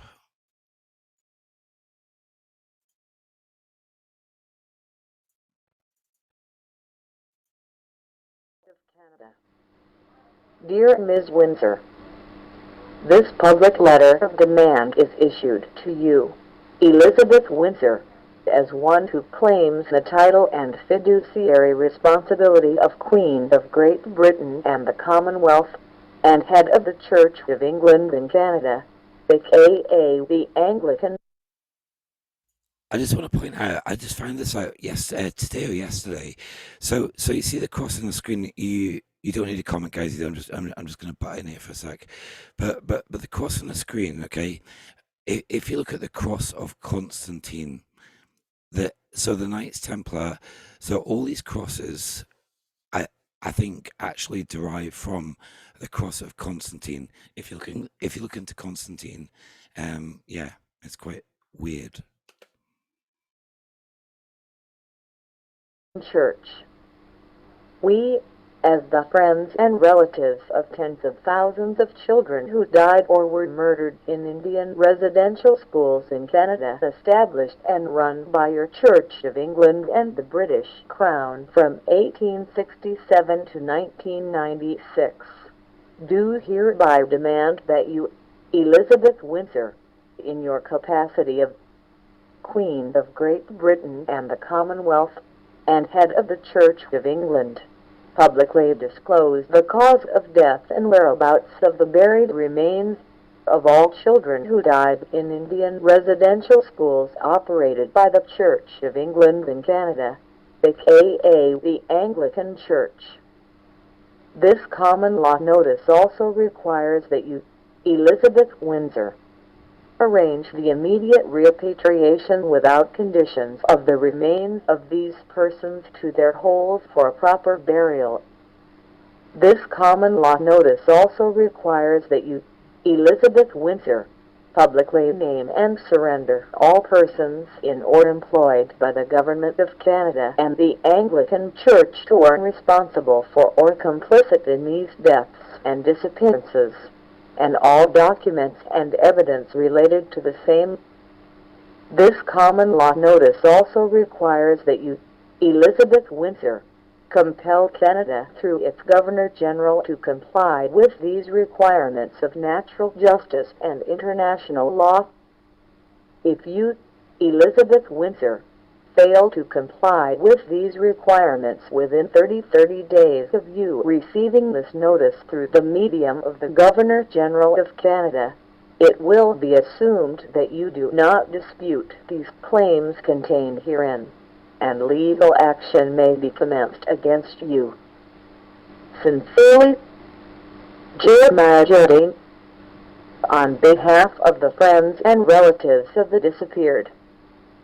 Issued under the tribal land law jurisdiction of the Squamish Nation on UNC Squamish territory.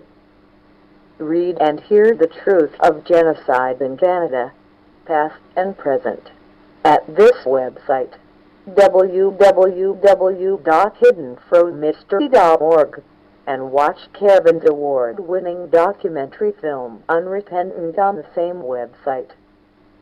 Unrepentant, Kevin the Net and Canada's Genocide. Winner, Best Foreign Documentary Film, Los Angeles Independent Film Festival, March 2007. Best Director of a Foreign Documentary, New York Independent Film Festival, October 2006.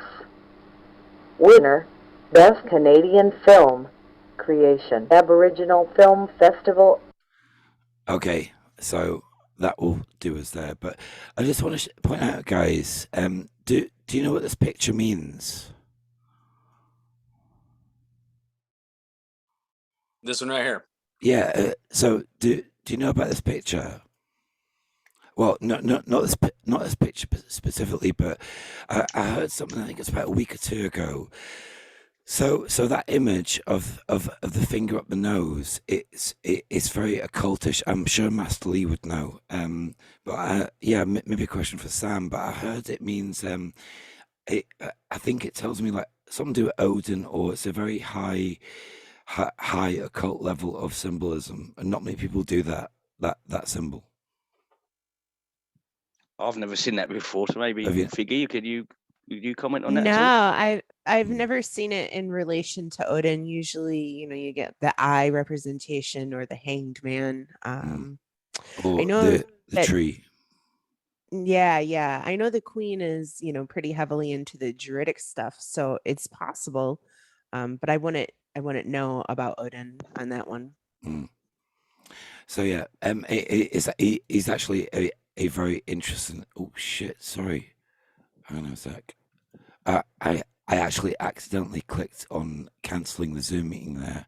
It means what I actually just looked it up, and what I'm saying so far is that what that means is secrecy. That the person knows something that you don't. Like I know something you don't know. Yeah. That rings a bell. It looks like the shush sign that they give. That's almost shush sign with a little bit more even pointing up towards the pineal through the nose. Yeah. Right. So sorry. Oh, I was going to ask, when did she get a new because the Queen back in the day, she was a beautiful woman. Watching all of this, I'm not very versed on the royal family. She is German. Okay, so she was very beautiful back in one point. So when did she get her new meat suit and become this manly looking thing that she is now? Exactly. It's like George. If you look at Soros, he's almost a representation of the Emperor out of Star Wars. They seem to get. Well, it's funny. Just coming on Soros, just very briefly. So I heard that Soros, and I could believe this. I heard Soros is on like his 7th heart and his 9th kidney. And if you heard the way he spoke at Davos, he sounded dead. Yeah, and if you're getting very young versions of those implants, and the loose energy or whatever they must get out of these rituals, even though it must be a high in some way, I don't understand to them, it's obviously degrading on the body, isn't it? Yeah. Well, it keeps them alive, even though the body degrades. Like they look dead already, don't they? Yeah. I was watching Archaeology the other day, and somebody said about Lucian. I was so surprised that he didn't. I think it's more of a European British term than an American one, though. You know what I mean? Yeah, energy harvesting. Then. Yeah. It's like this is my thoughts about AI and every holographic, or definitely every civilization being a different construct of an artificial, foreign, sentient, intelligent platform, and who nobody knows who it is, and I don't think we're ever going to find out. I think the closest is probably Godvaj to finding out what this thing might be. But it's like every civilization is set up to literally feed us bread and circuses and harvest our fear. Just look at the holiday weekend in the UK, the amount of fear. Actually, Sam, can you tell your story about that? About just going back to that. Oh yeah, in the airport. I'm going to put it on the screen. This is really sad. So at the moment in the UK, they've told everyone, right, yeah, it's the summer. The kids are off school, book up your holidays. Now, what's happening is people are, because these airports have been void of staff basically for so long, excuse me, because they've not needed them. There's been no traffic. So they're now trying to fill up the shops again, get the carrier staff to sort your luggage out and all the rest of it. But what the UK government has done on purpose is allowed everyone to go and book up holidays. But they've not hurried through the security process that you have to go through, obviously, to work in an airport for terrorism. Sam, I actually know what it was. I found out today, but what it is, and I've worked in the airport, but just briefly. So the airport have got the staff, but so to do that, you need a security pass. It's called an airside pass. I've got a couple of them, but to do that, you need a CRB check, a criminal background check thing, and that's what every company in the airport apparently is waiting for, because all the civil servants are working from home, chill and Netflix. Yeah, and nothing's happening. Yeah, so nothing. So they've got loads of people waiting for staff to staff the airports, but there's nobody there. They can't get on site. So what they're doing is just cancelling left, right, and centre people's holidays that they've.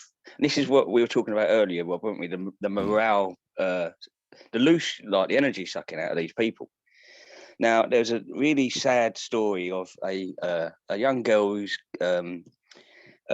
she's dying basically. She's seriously ill, and this should be the family's last holiday and break, get away from all this madness. And they got there today to get her onto this holiday, and they were just turned away, told. And it was so sad. Like I was saying, I had a tear. Like I was listening to it, thinking, God, do you know what I mean? Just turned away from the airport. Go home, basically. We can't help you out. And not being funny, what a PR stunt that would be to get that family, just get them anywhere. It doesn't matter where they go. You just find a holiday for them and get them there. But they don't care. Well, you know? Just to continue, just tell them a story about the woman you met in the shop that looked like she'd been out for 2 days, but she hadn't. Oh yeah, but so my mate lives up the road. His wife, she's walking down the road, and I know that they don't do these sorts of things, but I looked at her, I thought, bloody hell, it looked like she's been out all night long on the party gear, basically, and having a good drink up.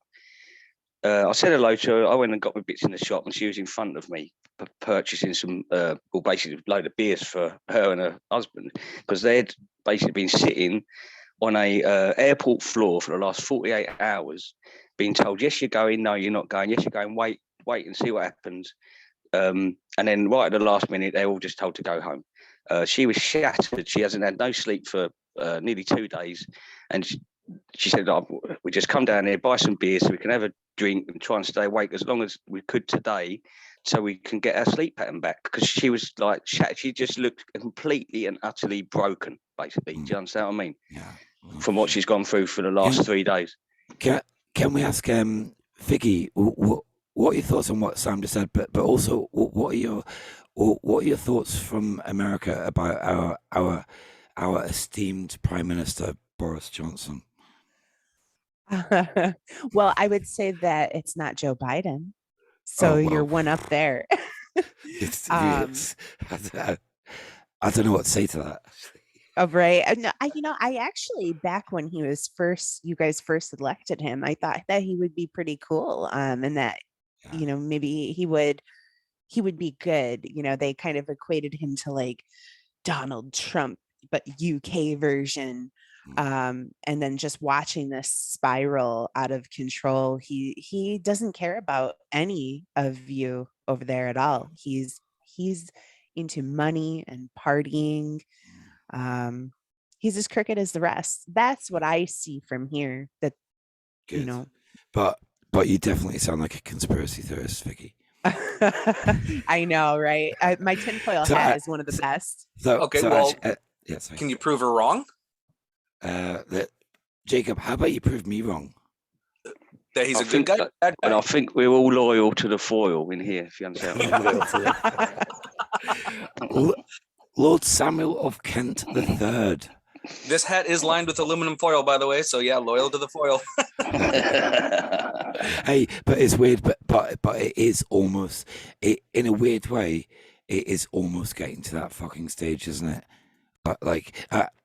I have actually. That's because I'll probably get some messages about my voice tonight. But I was shouting at work a lot today. Big up to Baba G if you're watching, because you said you would. So anyway, but also and big up to Damien as well. But anyway, yeah, it's sorry. Just to continue, that's why my throat is sore, because personally, I think the EMF is changing, and Richie Allen had a sore throat today as well. And it's weird; it kind of comes and goes, then it settles back down after a couple of days. What do we think it is? Yeah, I don't know. I think we've all got our opinions, but personally, it could be from the sky art that they lace the blue skies with. Yeah, there actually hasn't been much. Again, it's like what maybe somebody else says it. Well, I think it was Mark Devlin. It's like some days, and I point this out to people as well. So some days, planes are up and the skies are just strange clouds. You can hardly breathe, and it angers you. But there's other days where the planes are up and the skies are normal. What the fuck? Why can't people see this shit? It's just and it's all over Europe. My friend Crete, Katerina, they're going through hell over there at the moment. Actually, I've got a brilliant little segue. Oh, I can't minimize it with that. Just a sec. They're lacing the United States up like crazy with that stuff too. I mean, it's nuts. Right. Yeah. Check us constant. out. So check us out. This is brilliant. I have played this before, but because my episode's so long, I'm just going to play it again because a lot of people might miss it. Where the fuck is my Zoom? There we go. All right. Just finding out. I'll just explain so Crete is quite a tiny island near Greece, and it's got its own eco system sort of thing with the weather. So it's almost like it gets I can explain. It's like a toiling a big kettle pot, and then it all gets sucked off into Africa. You can see all this bad weather then being sucked off into Africa with the weather system. But it's also like this weekend. Actually, I'll play the clip first. The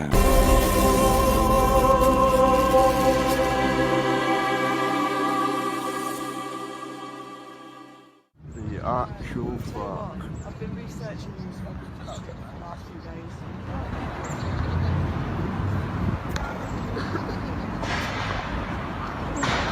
What?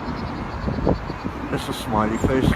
I'll get the snuff on the night.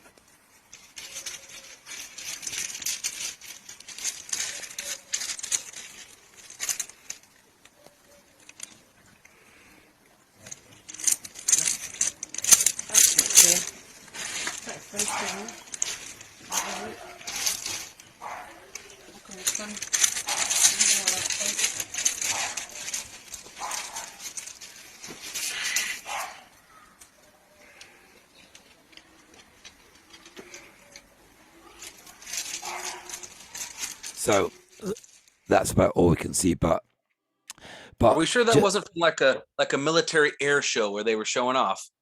Well, yeah, but so how can you? What the fuck is this all about? It's a sky emoji. Let's ask Figgy. What are your thoughts, Figgy? I mean, I think it's really blatant. It's very much in our faces, and you have to ask yourself why. So people like, the four of us sitting here talking, we see it, we're screaming it from the rooftops. Everybody calls us a conspiracy theory, but but you are people one. are looking up and they're still just so into the cognitive dissonance that everybody's looking doesn't down. It look like doesn't it look like it's winking? Like, what are you going to do about it? Like a smile and a wink? What are you going to do about it? It's exactly what Figgy said about it. Everybody's looking down into their tracking devices. That's all they're doing. Everybody's so distracted, with the ego world of Instagram photos, taking pictures of dinner, chill Netflix. That's about it. But who is telling? I mean, they're telling on themselves. Who is it and why? What's the objective? They hit it all this time. The question I've got for you, Figgy, is so I've always wondered about this, but so what's going through the pilot's head? Does he know he's doing it, or he knows he's doing it?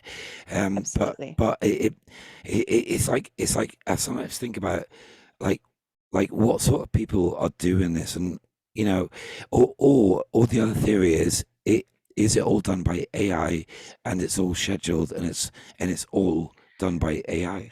Well, No, I think people actually do. Have you ever worked a job because you needed a paycheck, and you maybe have done something unsavory because, well, it's your job and I need the paycheck.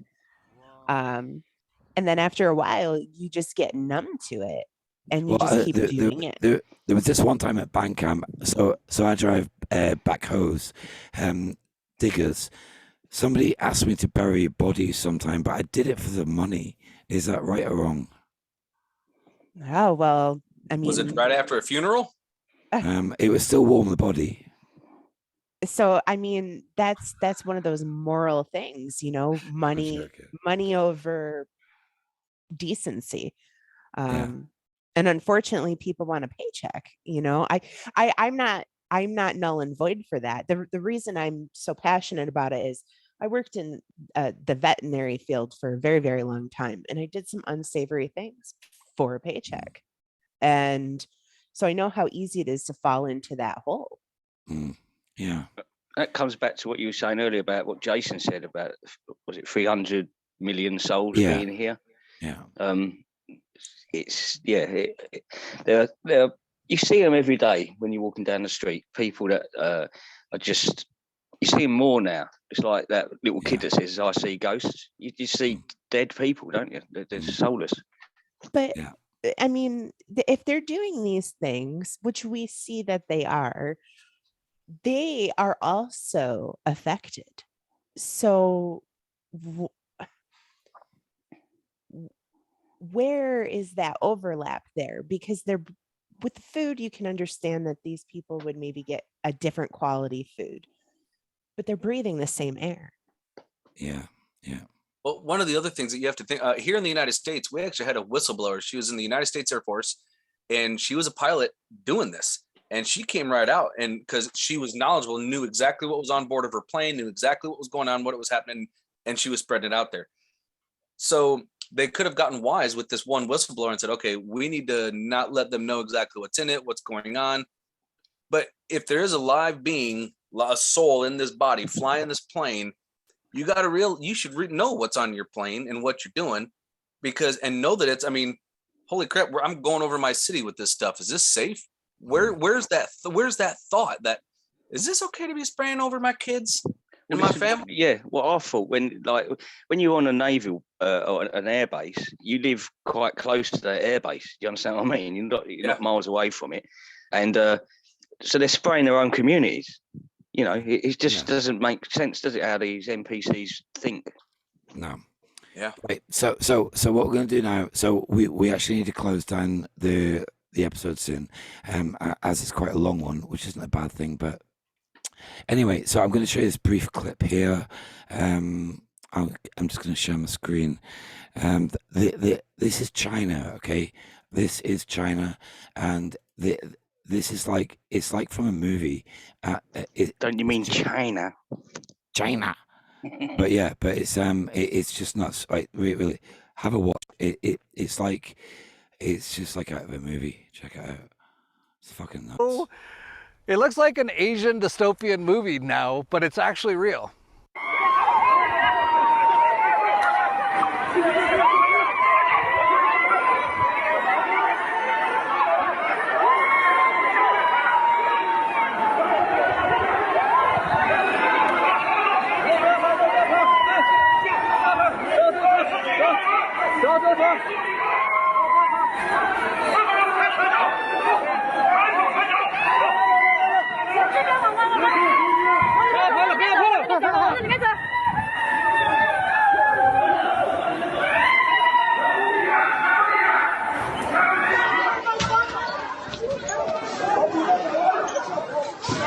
Why the hell aren't normal people intervening on this shit?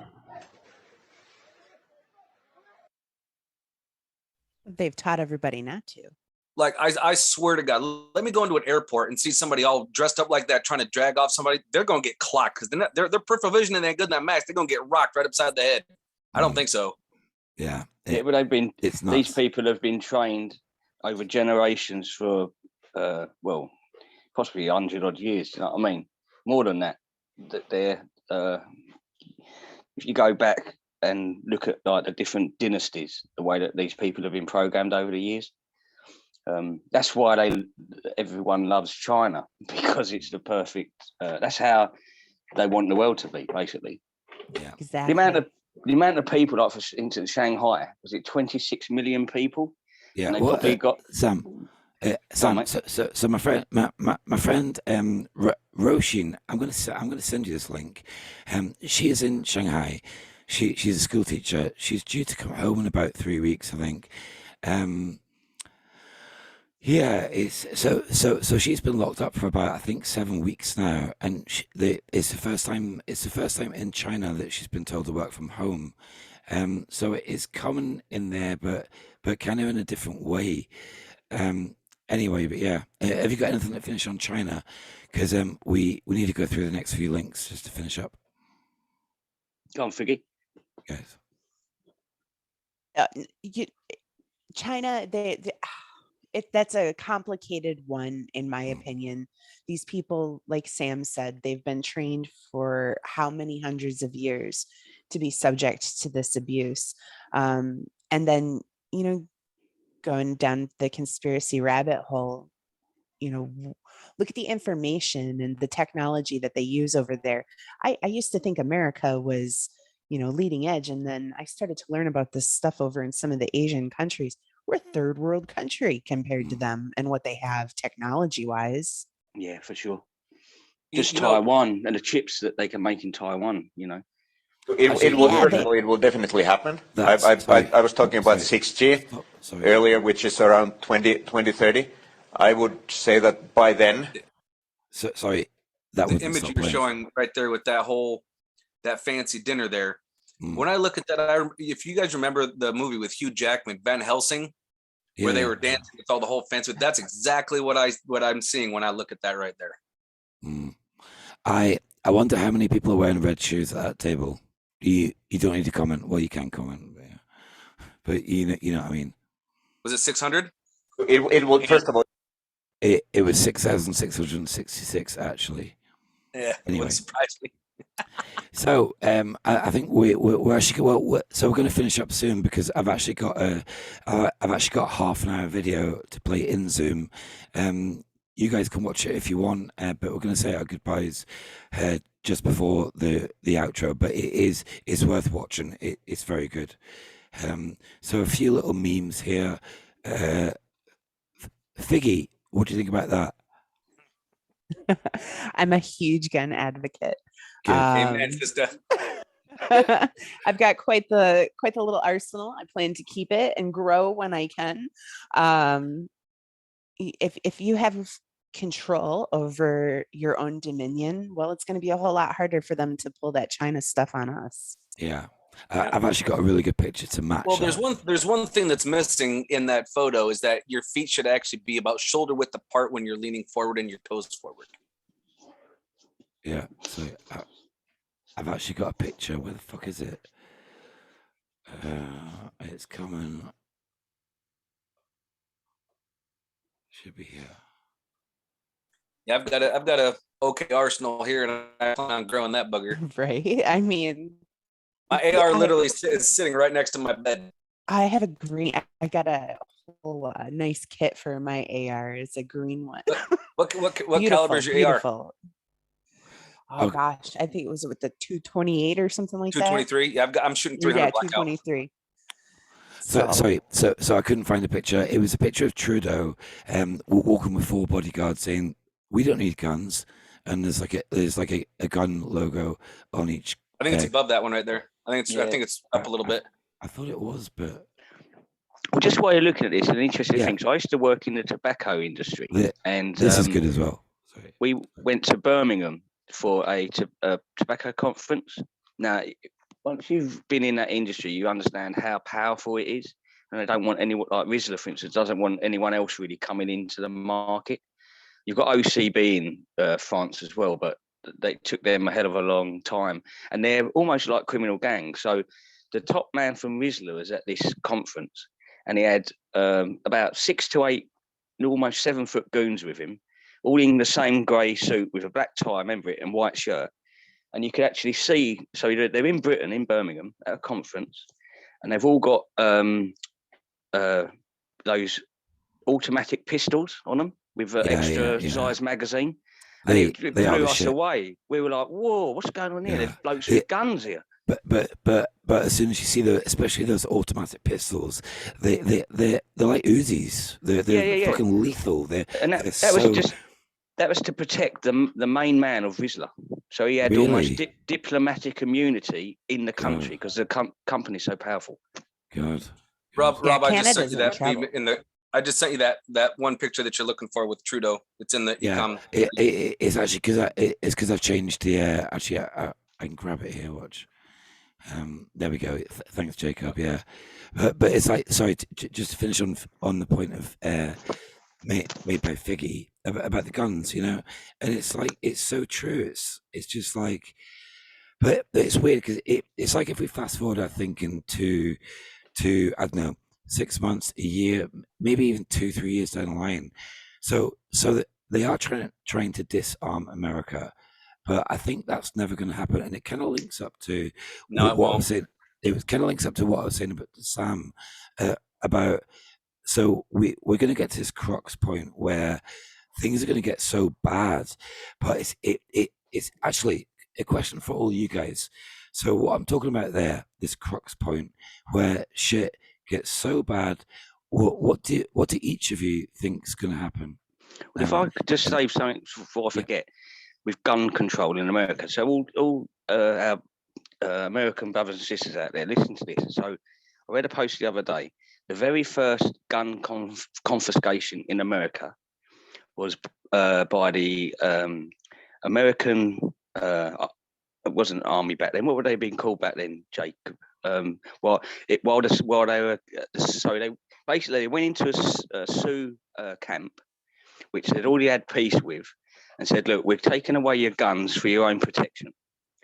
They took away their guns and killed all of them, 293 people.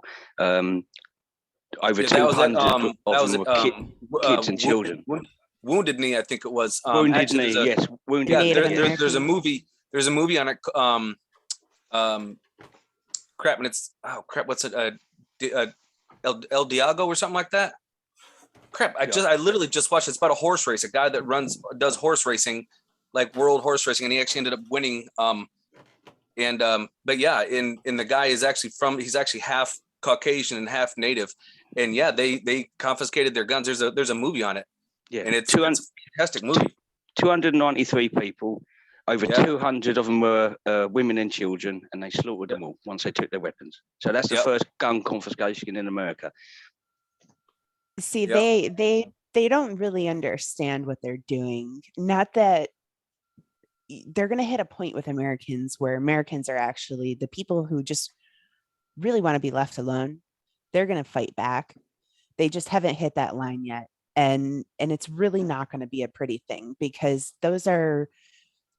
you have to figure, even here in America, our gangs, the motorcycle gangs, even the city gangs, there's a code that people have here. And when they cross that code, we can come together regardless of, what our backgrounds are. And that is why they want our guns, because when that moment happens, the whole world better watch out. And I'm not trying to we let a lot of really bad stuff happen, and we should be ashamed here in America. Oh yeah. Mm-hmm.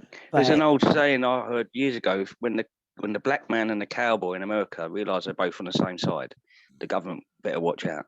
Yeah. The movie I was just talking about is called Hidalgo, and it's a documentary, a true life documentary. I've watched that. Frank Hopkins. Yeah, Hidalgo. It's that movie. Remember, it's really good.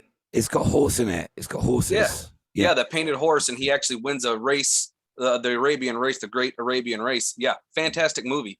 Yeah, but yeah, and so it actually tells of that tribe. But when it comes to like trying to do an entire nationwide grab of everyone's guns, the last time that happened in America, we kicked them back over to England. Yeah, exactly. Yeah. The redcoats are coming, and it told everybody, get your guns, it's time. So I mean, it's going to wind up coming again. There it is, redcoats again, the color red. Yeah. Well, they gave them that red so so the morale didn't lower when they got shot. You couldn't see the blood. Is that why? That's one of the reasons. Yeah, that was the real reason. Yeah. But again, it's like when we think about red and blue, it totally reminds me of the car on the bar now, doesn't it? It's like good cop, bad cop. It's like police lights, red, blue. Everything's like, it's weird. And so you could evaluate to a tourist field as well, Yeah. Well, positive and negative energy. So polarities of magnetism. With the neutral in the middle, the white. Yeah. Yep. I've got a few more posts to go through, but I just want to play this video just to. It's just funny. It's funny. Yeah, it's because I missed it before. Yeah. So yeah, and it's so true, and it's like where we are now. It's like people have short, like almost no. I've just noticed they're outside Pizza Express as well. I've just noticed. Yeah. Right. Okay, you're gonna have to explain to me what sweaty nunts. What is that? Check it out. Sweaty nonce is an English word for sweaty pedo nut. Pedo, yeah. Okay. Yeah. And he sweats a lot. And he went to on the night of he was suspected. He went to Pizza Express. Well, no, of course you don't. Yeah, no, Sam, that's but it's funny. Lizards don't sweat. Somebody said, right, so he doesn't sweat, but he still paid 12 million to a girl that he doesn't even know. So watch your video. Grand old Duke of York, they said he didn't sweat, so why'd he pay 12 million quid to a girl he'd never met? Because he's the sweaty nonce, he's the sweaty nonce. You know it's true, the Prince Andrew is the sweaty nonce. Pizza Express in Woking, Pizza Express in Woking, old Duke of York. They said he didn't sweat, so why'd he pay 12 million quid to a girl he'd never met? Cause he's a sweaty nonce, he's a sweaty nonce. You know it's true that Prince Andrew is a sweaty nonce. Pizza Express in Woking. Mate, you gotta be joking. Pizza Express in Woking. That'll be on the football. That'll be on the football terraces this weekend. Or next. Nobody's gonna understand why I'm walking around singing that later at work. He's a sweaty nonce. He was just singing that all day. Yeah, so instead of saying, you know, let's go Brandon at with somebody holding a sign at football, you'll be seeing that sweaty nonce. Yeah, sweaty nonce. Right, guys. So I'm going to ask a question. Actually, let's go back to my question before about. So we're going to get to this. Actually, I'll save that till the end. Let's watch this video first. Have you watched this video with the magnets? Oh, with the frozen thing going around in a circle. Yeah, I've seen it. I've seen it live. Watched it. It's incredible. It makes me want to buy someone do it. So let's have a quick watch of this. It is good.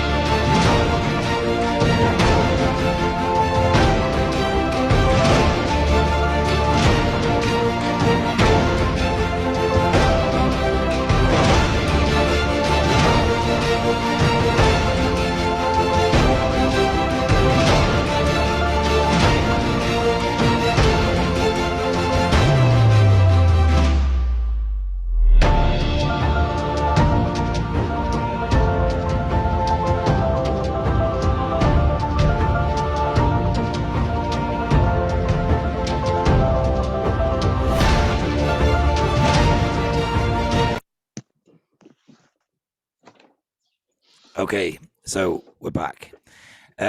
Yeah, what do you think of that? What do you think of the video? And it goes to Figgy first. I think it's fascinating. What a great technology to keep from us, but it also makes me wonder about, you know, the Earth's setup and, you know, Antarctica. Also, I'm hopefully this is okay for me to say graphene oxide. Oh my God, no, not that word, but anyway. Oh yeah. Well, let's continue. My apologies. Here, I'll go like this. Here's a marker. So there you go. Let's leave. It depends what you say with it. So don't say anything to go. Yeah. No, there's nothing more to say to it. There's a lot of cool experiments. That's all. That they have on YouTube for those things. Yeah, for sure. Now, when I see that, and I'm glad you let into that, Figgy. It really shows the electromagnetic strings that were actually connected to the sun, and you seen how Jacob, white in the middle. I knew you were going to start with space. I could feel it. Everything is geomagnetic electric. It really is. It's magnoelectric. So those magnetic lines that you're seeing that thing rolling around on is the same. And like our Earth is tilted like that. Same kind of effect, just like when you saw that puck moving back and forth. It's the same kind of thing. That's explaining magnetism, like we was talking last week. And if you saw, he super cooled one of the magnets there because heat and so different temperatures repel against each other as well, which explains more about magnetism, which explains gravity. Yeah, I mean, that's what I mean by, like, you know, Antarctica. And I mean, this substance is found in the earth in massive quantities. I mean, is that what's really playing into effect of how our earth is stabilized and, different things that are going on with even weather patterns and such. Oh, you're talking about the blue ice, the frozen carbon dioxide? So I'm going to come in there because I want to touch on something. So there was a famous British inventor called he was called Toad Hall, Mr. Toad. So I'm going to play the video, and I think he financed the perpetual motion machine. Yeah, check it out. Okay, so I used to watch this when I was a little kid, like a little kid, and it's quite it's good. It's a funny show. We've conquered the mysteries of the universe. In the Willows, but if you got kids, get them watching it because it's like old English comedy, but it's just great. It's got Del Boy's the voiceover, isn't he? Yeah, it's what's his name? Jason. What's his name? Jason. What's his name? I don't know, but the one guy sounds totally German, like "Uns release the bats," like totally. Well, the guy that's doing the Toad's voice in England, Jacob, is a really famous actor over here. What is his name now? I forget his name. I can't think his name. He was the main character, Del Boy, in Only Fools and Horses, yeah. And what's Last of the Summer Wine? He did. I can't think of his name there. His surname's But then you think about it, Jacob. He did that show with Catherine Zeta-Jones, which is she's all tied in with that side of things, isn't she? Do you understand what I mean? So how deep is he? Interesting. What movie was he tied in with Catherine Zeta-Jones in? What movie? Well, he did a long series called not Last of Summer Wine. What's it called? Oh, I just said it. Oh, Only Fools and Horses. Not Only Fools and Horses. The one with Catherine Zeta-Jones. Last of the Summer Wine. No, I said it right the first time, so people would have heard David it. Jason. David Jason. Del Boy. And so he's deep. Like this is the thing, like Jacob. They give us these lovely, fluffy characters that, not being funny, you don't get these roles unless you're in the gang. It's odd, like. And to be tied in with these different shows with these high figure characters like Catherine Zeta-Jones, like, it's very odd. I've always questioned. I've never heard of the movie. Figgy, have you heard of that one? If you watch this, no, not a clue. Euroverse, they go for the more mature men. The volume's a bit quiet. Sorry. Yeah, is that why we're having no luck? No. I haven't started yet. Just building myself up to it. Yeah, well, you better hurry up and be closing time soon. All right. It's the guy on the left as well, you watch.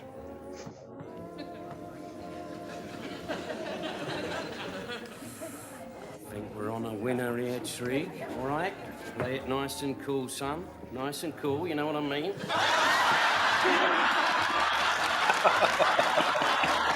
Yeah, it's quite good.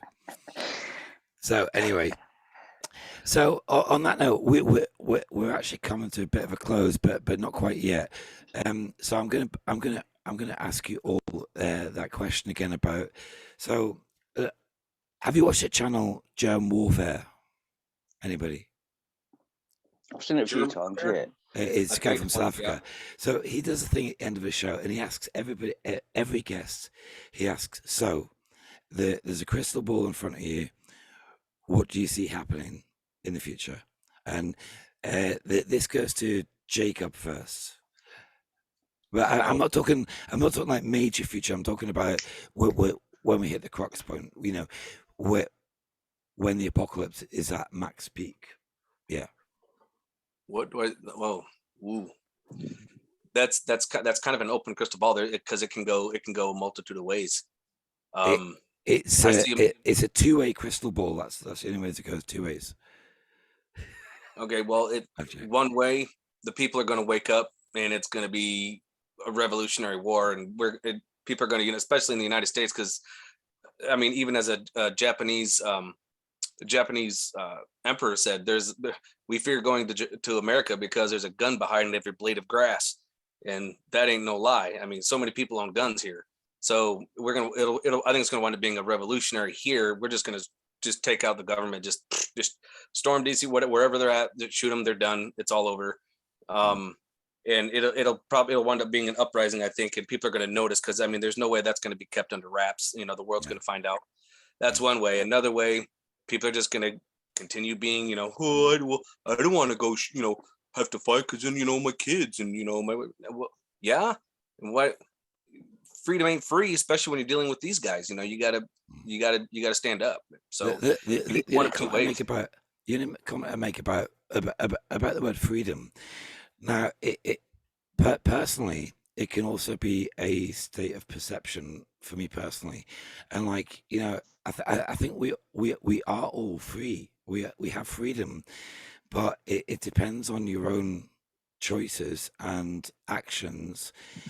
You know, what you make your free time like be. You know, and it goes quite deep, but yeah. But anyway, so to Figgy next. Well, I think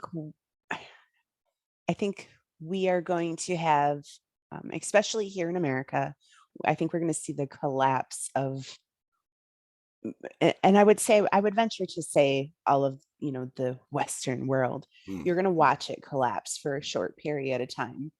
And then I think there's going to be a massive uprising. We got to be careful with that word. Begin with you, but anyway, so it's fine.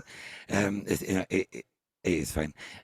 But yeah, but it's like Figgy just said about it. Like, so if you look at the changing of the procession and the changing of the old guard, and it's like the West is being purposely demolished, and I think the power is transferring to the East, pretty much. That's what's happening, I think. Yeah. Have you got any thoughts, Vicky? I think it's going to actually be temporary. I think you're looking at maybe a couple of years at the most, and then you're going to see a big switch in things. That's just my prediction. Yeah, no, I think it's good. I think actually, I think we got to like hunker down for like 2-3 years. It depends on what happens, and it depends again on we're going to go to Sam next, but to finish. But my personal opinion is it depends on this crux point. It depends how far this private group from Switzerland, you know, and I think they come from the Knights Templars, Knights of Malta, the Vatican, etc. It depends how far they push it, how fast, and how people react. But yeah, but it's like Jacob said as well. It could be great, or it could be hunkering down for a bit. Well, the other thing that we have to keep in mind though is food. I see a lot of small communities getting together, like in one person, instead of having your grass and all this, people are going to start growing vegetables. They're going to start doing permaculture and having food for themselves, and actually having a community of people living on one plot of land. That's actually a vision that I have, is doing that to get through it.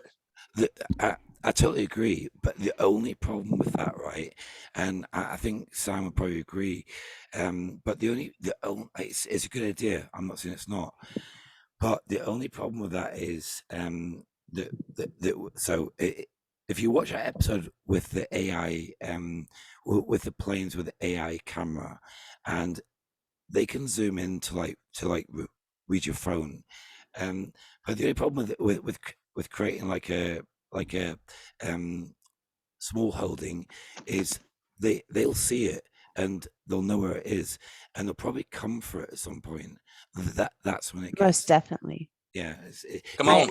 I agree. I mean, I think that they are going to try to make it as miserable of experience as possible, but that's the only way they're going to get to their goal that they want, is to get us to break our will. But I think in the end, you know, people will come together and ultimately will be victorious. I think, and I'm just going to finish on this, and then we're going to go to Sam to finish. But I think personally, you have to be true to yourself and believe in what you believe in, and just stay true to your beliefs. You know, even when we die, eyes open, no fear. You know, we talk about the moon being a soul catcher, and I think there is something to that. You know, whatever the moon is, whatever it is, I don't know, but when you see that light after you die, when you're up in space, you do not go towards it. You stay away from it, and I think that's how they try to recycle your soul. Do you know what I mean? Well, just like you just said there, Rob, look into Moksha, finding the lowered light towards you rather than the given light, the artificial light. And I don't like talking about this because I don't see this as like okay, so a lot of new material. Well, they're not getting a lot of new material coming in. I've been watching Archaics for a while now, and other people, and so it's spiritual work. What like shadow work? It's like Kali Yuga. And to get yourself through this, what spiritual work and what shadow work have you done on yourself to realise that this place is just one life that you do many, many, many times? Maybe I don't fully understand why we're here, what the whole process is. Is it a trap? Is it a test run? So, not being funny, like I said before, why on earth would the one true creator want your spirit floating around in its reality if it can't get on with everyone else? Yeah. So, and sort of like the raw material, whether that's true or not, but talking about the positive and negative timelines of our actual soul dimensions that we can go on. So how I see this going is a bit of a shit show, really, and you've got to have been networking with people, not just across the world like we're doing. It's beautiful getting together with Telegram, but who have you got close to you that when the stink hits the fan, you can get together and come to, like, for instance, like Jacob just said with food. All right, it's all right having a load of extra food. Is it already in those plastic boxes you can get from stores where you can just grab it, throw it in the back of your car or van and be off? There's also a really good point about, I'll be quick, but about having a small farm or even storing food. You know, all these people probably with guns or little weapons from the cities are going to come for that food, and that's going to be an issue. Exactly, like Joel Salente always says, when men have nothing else to lose, they lose it. Now, when you're, like we spoke about earlier, Rob, you're sitting indoors, it doesn't matter how meek and mild you are. If you're watching your wife cry because your kids are starving, you just look for the closest kitchen utensil and you go and find some food. Yeah. And this is where it will be going now. Like, for instance, in America, well, Christ almighty, like having guns, yeah, I'd love to have some here, but if everyone else had them and all, you're not really you're not benefiting, are you? Well, it depends on how you want to look at it, because when you've got your own property, your own land, you know every nook and cranny and every tree and every hump and every roll. You're going to know where they're coming from. You're going to know what direction they're coming from. You're going to know exactly how to shoot. Well, for me, the problem with that though, Jacob, is if you've not got 30 other men that are willing to die to protect the families, that haven't all got Kevlar protection on them, you're going to last about an hour against a load of fully armored, fully weaponized. They've got armor. If you're talking military or trained, yeah, possibly. But the common person that's just going to be coming to look for somebody, they're not going to have that kind of training. They're going to get shot at and go, oh shit, and then they're going to turn around and walk away. And like, damn, they're going to kill us over it. So it's any big movements, I think, are going to be closed down very quickly, because I don't want communities coming together, and they'd rather the individuals be picking each other off, and chaos, which is the Phoenix event. This is why they use the Phoenix all the time, because it's chaos, basically. Actually, I've got something really good to finish on there, actually, about the Phoenix. Sorry. Well, the cool thing is that in America, anyways, most people, and I do mean most people that I know, have guns. So if I was to get that community, once I get, the community up and going, like, the house and, the housing and stuff like that, come on with it. If this is something that you want to do, you want to live here, come on, you're going to contribute and, help with the taking care of the crops and stuff like that. And yeah, everybody, most of them are going to be coming with guns. So nice. I've noticed, I'm sorry. No, go on. Go ahead. I was going to say, I've noticed a lot of people's perceptions of America is what they've put out there, that we're really selfish, and there is an aspect of that is correct. But as Jacob was saying, there is the actual average American person. We're very loving, we're very charitable, and we want to be able to work together. And that is the person that they're really trying to target here, because together they can't have that. They can't have that. And we will all work together very easily, especially in the face of adversity and for our country. So that's why they're really trying to be so divisive here. No, for sure, definitely. Well, I'll just end on what I was going to say is, if get yourself into close-knit communities, basically. Like, for instance, big shout out to Sute, bruv. We've got our shit sorted here. So if the shit hits the fan, we've got a group of lads, we're all like-minded. We've got the monkey cave we can all just go back to and protect ourselves. Oh yeah, you love the monkey cave, mate. And we basically taking our parents there, our mums, getting them into a safe industrial estate unit, basically, and protect the place. No one's coming in here. It could be the army there. You're not coming in. Do you understand what I mean? We've all been prepping already. So it's a training centre for martial arts as well. We get together and learn how to look after each other. This is where we need to be going. Don't be shy with meeting people. It's one of the most beautiful things you can be doing at the moment to boost your morale and your spiritual growth, is to be getting out there and meeting new people. Yeah, definitely. For sure. Definitely. Right. So, guys, and Ambigious Fig, it's been an absolute pleasure having you. Lovely having you on, Figgy. Great. Yeah. Thank you for having me. It's been really fun. Good. And also, same to you, Jacob. Always. Cool. Right. Big up, Jake. So, you guys can stay and watch this if you want. It's 30 minutes long, but it's really good. And I would advise everybody should watch it. It's the best advice, and I think Sam would vouch for this little outro. For sure, mate. Even the whole video is well worth going on. The Crow House on BitChute, Odyssey, and thecrowhouse.com. You will find all his work there. Yeah, I'll put the link in the description. So on that note, in Lakesh, and enjoy the outro. It's very good. Check it out. In Lakesh. Here we go. Even of the telephone. No Pony Express anymore. The telephone, and then the telephone goes into the smartphone. Get you used to the visual of the television, and gee, wouldn't it be nice? The Jetsons and all that sort of crap.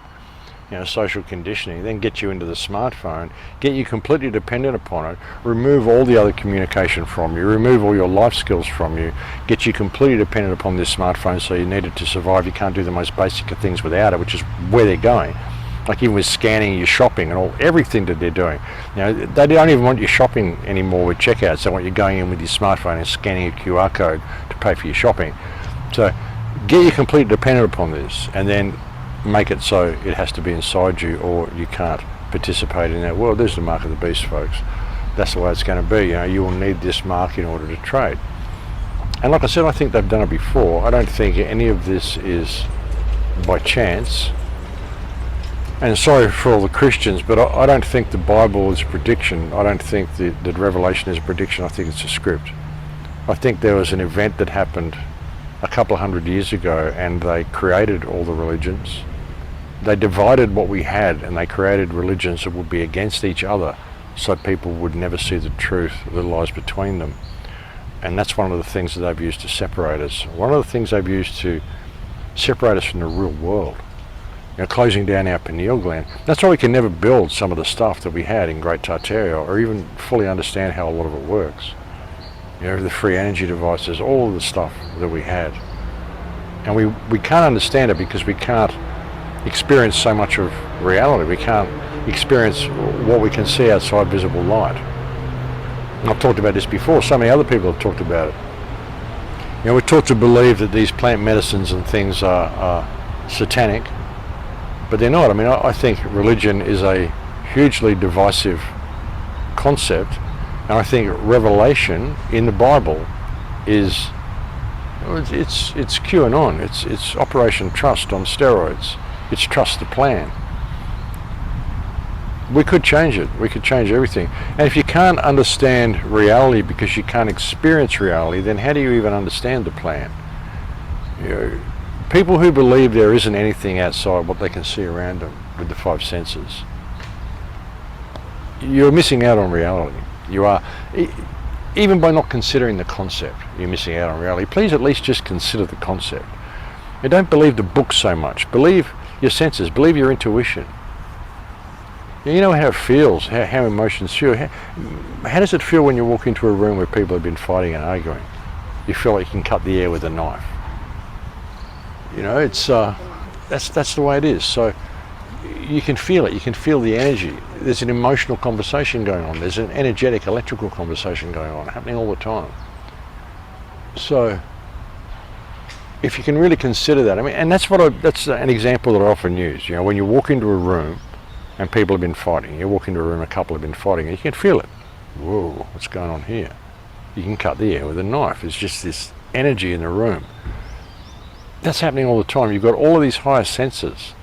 Like I've said before, if you had enough dimethyltryptamine active in your body as much as you were supposed to have, you'd literally be able to communicate with nature, with the instinct, and the way all the other animals do. So we're missing out on a lot of reality, on a lot of stuff.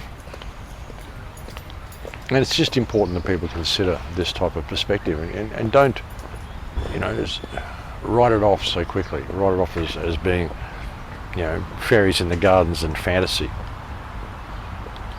Like I said on other occasions, it's like you're walking through a glass tube through the forest, but all you can experience is what's projected on the walls of the glass tube. You don't even know the forest's there. But what if by doing this we're constructing more and more of this glass tube going in every direction, and we're destroying the forest around us, and we think it's okay to do it because we can't see it. We can't see what's there. We can't see the life that is there that we're destroying, the energetic life forms, all the other stuff that's there around us. We can't see it. And we're turning the entire world into this concrete monstrosity, destroying every trace of the old awareness, of the old technology we had. There's a lot of talk, like looking at Vedic cultures and Indian cultures. They're wearing Kali Yuga at the moment. I would say we certainly are. If you want to believe in the Yugas, that sort of thing. It's another perspective. I find it interesting that Christians are repulsed by so many of these things. I mean, there's a lot of good in all religions, but there's also a lot of control and a lot of separation, a lot of division. Every religion claims they are the best, so there is a grain of supremacism at the core of every religion. Our way is good. You must respect all other religions, but our way is the way to God. This is it's a supremacist ideology to begin with, even having that concept. But when you look at the Yugas and you look at some of the ways out of where we are, even for the flat earthers and people who say they want to leave this realm, there's no way anybody can leave this realm with human consciousness in its current state of disrepair, current level of consciousness. Even all the people that sit there and meditate and say, I'm ascending, no, you're not. Not if you're in this reality, not if you're in this world, in this earth, in this realm, at this particular time. This earth and this consciousness in this realm at this particular time needs cleansing, and that's what's happening. And that's really what Kali Yuga is. The only way you can leave this realm is, according to Vedic cultures, I'm getting into some esoteric shit here, the Christians can switch off now if you want to, but according to Vedic teachings, the only way you can actually exit this realm, when you understand what this realm is with a Vimana. Vimana will fly you to wherever you want to go. You just have to know how to operate the Vimana. But in order to operate the Vimana, which are still parked all over India, they're parked all over certain areas in India and Pakistan and around the place. There's so many remnants of the ancient Rama culture that was big on Vimanas and flying machine. And there's every evidence everywhere of these things existing, folks. It's like even Egyptian shuttle, the Egyptian space shuttle they call it. There's artifacts that are found all over the world. I mean, I addressed all of this in my book, Earth's Forbidden Secrets, which you will find on my website, thecrowhouse.com. If you can go there, you'll find it somewhere there. Scroll down the homepage, you'll find a link to it. I wrote that back in 2005. I still agree with the first half of the book. I don't agree with much of the second half of the book. That's okay, I've moved on since then. But all of the discussions of ancient artifacts and anomalies and things that are in places they shouldn't be, I completely agree with. But in that book, in the second chapter, I talk about out-of-place artifacts, and I show you a lot of the flying machines, and there's also a chapter I do on ancient flight in the book as well, where I discuss all this sort of stuff. So there's so much evidence of this. And also at the end of the book, you'll find either excerpts or possibly even the entire Vimanika Shastra. It's been a long time since I looked at the book, folks. Like I said, I wrote it back in 2005, but I'll actually have a look at that. It might be, I think it's just excerpts I've got in the back of the book of the Vimanika Shastra, which is a flight manual, basically an ancient Indian flight manual. But anyway, getting back to the topic, Vimana flying machines are still parked all over India. They just look like stone temples. Some of them look like single-person stone temples you would walk into for a solitary prayer, stand there in meditation or something. These are actually flying machines, and I know that sounds outlandish, and you'll probably want to switch the video off now and think, oh, Max has lost his mind. But no, this is the way it worked. If you look at them, you understand how resonators work, you understand how technasma works, how harmonic resonators work, and you understand that mercury is a power source. A lot of the old energy systems that we had were mercury powered. Lighthouses used to be mercury powered. I believe there is still actually a mercury powered lighthouse in Byron Bay, Australia. I think that lighthouse is still actually powered by mercury. Truck coming, folks. Well, it's cranking itself up anyway. But I think that lighthouse is still powered by mercury. So, mercury is actually a power source. And I think that's how these Vimanas were probably powered as well. They probably had some sort of mercury dish or mercury bowl in there. And it would have been powered probably through chanting or you know, some sort of sound resonance that caused the vibration in the mercury, which caused the Vimana to become weightless, and it's a complicated process. Like I said, you should go and read the Vimanika Shastra. If you search for it online, you'll find it. It's very fragmented. But reading it, it's a flight manual. The Vimanika Shastra tells you where certain elements can be found within the earth, which layers you have to go to within the earth to find certain minerals. It tells you the diet you have to be on to fly a Vimana, the clothing you have to wear. It tells you how to operate the machine in flocks of birds, which wind currents to avoid, which areas to avoid for wind currents and wind whirlpools and things like this. You know, as far as when you look at ancient Indian writings and you think of things like the Rama culture and the Vimanika Shastra, or not the Vimanika Shastra, but the Ramayana, and a lot of these very flowery books that you'll find, anybody who's ever been handed any of the Krishna books when you've been out there and the Krishnas come and give you their books, you know, any of the stories in these books are very flowery, very flamboyant type of stories of wars between gods and different cultures, the Rama culture and the Atlantean culture and all of this sort of stuff. And there's always references to gods and references to different forces, and you know, question whether they're true or not. There's still, you know, kind of exciting stories to read. The Vimanika Shastra, however, is simply flight manuals. It's as boring as anything to read. There's no way you would want to be reading this book unless you're a pilot. So why does this book exist if it isn't actually a flight manual? That's the question. So when you read some of the stuff in the Vimanika Shastra and you realize that any other realms you want to get to, any other planets you want to get to, any other places you want to get to, like I said, the flat earthers who want to get beyond the ice wall, you can't, because you can't get past that area without a Vimana. Even the talk of Admiral Byrd and all this sort of stuff, I mean, I don't doubt that there is other land on this earth, in this realm that we live in, that we don't know about.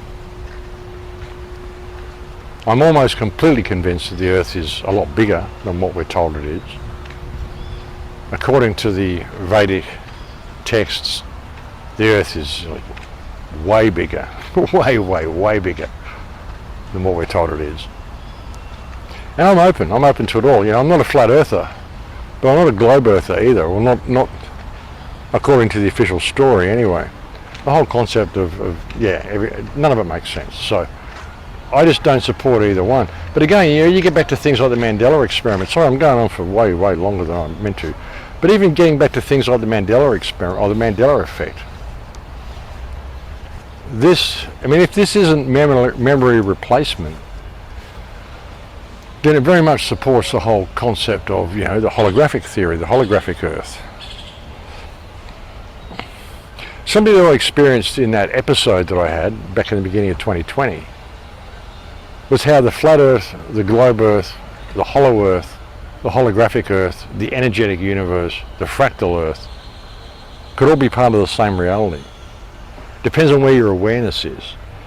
And that doesn't mean that it depends on how aware you are. It's not like that. It's not any type of I'm better than you type thing. It's just different perspectives of awareness. You know, if we're electrical beings, which we are, if there is no real matter, which it would appear there isn't, sirens and stuff, you know, if nothing ever touched anything else, if it's all electrical, if your body, if your consciousness is simply an electrical signal that's being received from the field, and it's all electrical, well, there's your electrical universe. That's how that works. Sorry about all the noise, folks. If that's true, and when you look at a fractal reality, when you realize any part of a fractal contains all the information of the whole, when you get any photograph, any section of that photograph contains all the information of the whole at a fractal level, well, there's your fractal universe. If you were in a holographic universe, if you were taken into a virtual reality and put onto a motherboard without you knowing it, which I think they're highly capable of doing, well, there's your holographic world and there's your flat Earth as well. If you were in that flat realm on a motherboard in a virtual world and you started creating virtual worlds within that world on virtual motherboards, then you would be in another flat realm and you would also be in a fractal world, but it would be a virtual fractal world. I mean, it just all depends on your awareness and on your level of awareness. And when you really start going in and looking inside your body, see, I mean, didn't you ever, when you were a kid, did you ever smoke a joint and think, gee, you know, we could be, one cell in my body looks like a solar system. This whole solar system could be a single cell in a giant's arm. Did you ever have that thought when you were a kid and you first smoked your first joint or anything like that? I think everybody's had that thought. Yeah, these sorts of things are actually possible, which is the freaky part. We start looking at some of the stuff like the Mud Fossil University, some of the mountain ranges that look like giants, the talk that he did that Ayers Rock is actually a petrified heart. I mean, you know, there's some really outrageous claims being made. But on a quantum level, when you look at them with an open enough mind, actually all of them make sense. All of them are completely bizarre and completely boggle the mind and confound the senses and challenge everything you ever thought to be true about reality or real about reality. But all of them are actually possible. So when you consider that, well, what the fuck isn't possible? reality could be anything we want it to be. If we could understand we're having this emotional conversation, we understand that the world is an emotional mirror. It's often been said that if you've got 100,000 people, 120,000 people or something, and they all meditated at the same time and put themselves in the proper state of meditation, the proper state of prayer, or the true state of prayer. I mean, understanding that your life is a prayer. Everything you do is a prayer. Every moment of every day is a prayer. It's all ceremony, the whole thing, because you're having this energetic conversation with reality that's going on all around you. But like it's you go into a church and you pray for peace, or pray for love, or pray for wealth. By doing that, you're acknowledging that you have no peace, you have no love, you have no wealth. So it's a negative affirmation. You're going into a building designed to channel energy, which is what churches are. That shape all going on there creates this energetic vortex, all that copper and all that crystal and all that stuff you're doing. So you're going in there, you're creating that energy field. And you're creating an energy field which is basically one of want. One of not having what you want. You're confirming that the things that you want don't exist. So it's a negative affirmation by even doing that. Praying for peace. As I've said many times, a Native American would stand in a stone circle, and to pray for rain, he would stand in the stone circle and he would put himself in the state where he's standing in the pouring rain. So he could feel it, he could taste it, he could smell it, feel his toes squishing. He would put himself in the state where the prayer has already been answered, and then it would rain. I've said before, when I wanted to become a radio host, I put myself in the energetic state where I was a radio host. The prayer had already been answered, and within 6 weeks I was a radio host. If people could put themselves in the energetic state whereby we had healing for this world, the parasites were gone and the world was better, we could probably change that reality, change this reality.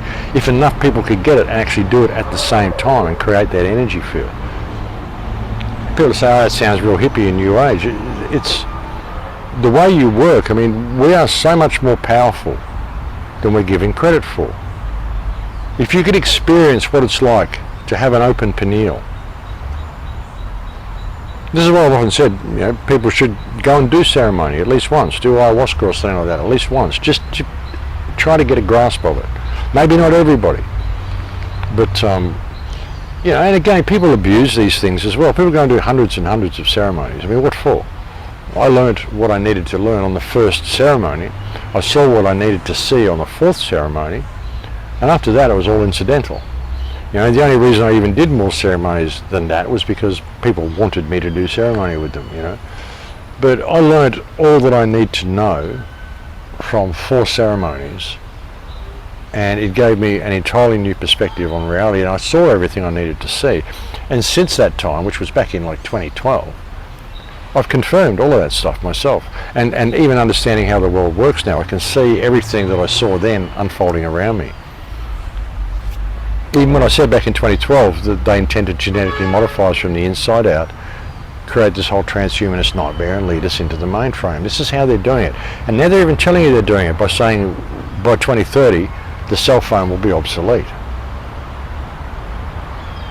A lot of strange stuff going on, folks. But anyway, look, I've gone on way, way longer than I intended. And I know I've probably freaked a lot of people out.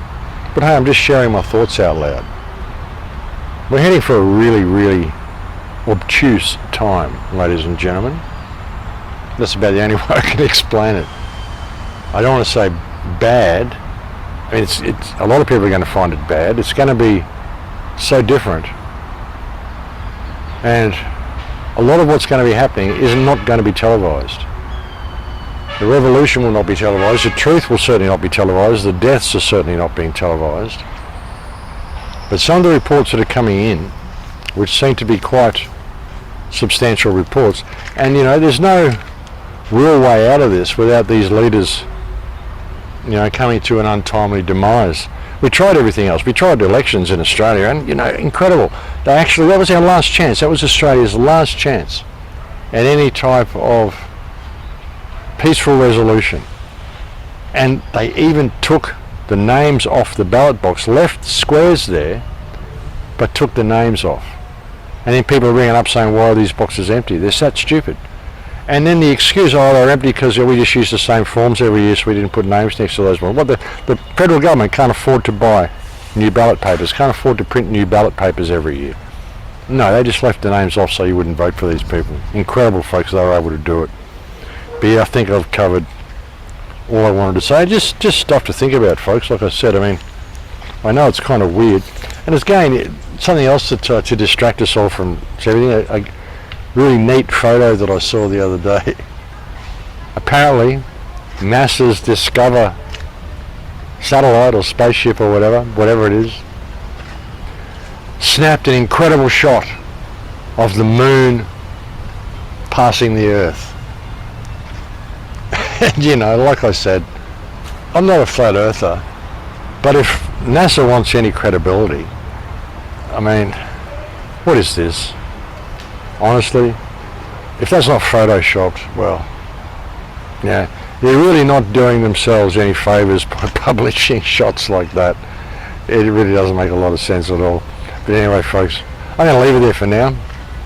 Thank you to anybody who's ever sent me any kind emails. Thank you to anybody who's ever sent me any donations via wires or any crypto or anything like that. You guys have been great, really.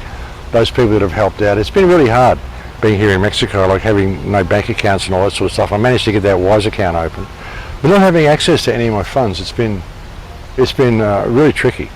And those people that have helped out, you're what's kept me going. I wouldn't be able to keep this message going if it wasn't for you guys. And this place I'm in now, I mean, honestly, I don't know how long I'm going to be here. I'm just going to kind of see what happens and see where I end up. Like I said, there's a kind of a clash of consciousness that seems to be happening in this place. But you know, I've only been here a little while, and I've only seen certain areas and met certain people. So I'm going to a meeting tomorrow, which should be interesting, and we'll see what that leads to. But yeah, but anybody who's helped out, thank you so much. And anybody who can, I really do appreciate it, folks. Like I said, it's the only thing that's keeping me going right now. I have been sort of cashing in some crypto, which has been good, but I'm not in Acapulco anymore, so it's not as easy to do that as it was. So, but who knows? I mean, I might end up back there. I don't know what I'm doing. So I'm just kind of settling in and seeing what the days bring, you know. So, hola. Hola. So yeah, that's the lowdown, folks. But anyway, I'll look forward to speaking to you again soon. I'm going to leave you with a song now. It's an old song, but it's a video clip that's been redone by a friend of mine in Russia, and so I'm going to leave you with that. Again, thank you to anybody who's ever helped out, or ever sent me a kind email. I'm sorry I can't do any interviews at the moment either. Like I said, I'm still not set up with a mic and camera. I've got a whole bunch of interview requests pinned. I'm going to get back to everybody soon as I've got a chance to set my big computer up. But I'll get back to you soon, folks. Please take very good care until we speak next. Sorry if I went off on some really weird esoteric topics during that, but hey, like I said, just thinking out loud. I don't know that any of that in that last section there is true, but I'm just speculating on what could possibly be going on here, because I don't trust anything we're being told, and I don't even trust that what we're dealing with here is what we think it is. But anyway, folks, I'll look forward to speaking to you again soon. Please take very good care. Until then, in Lakesh.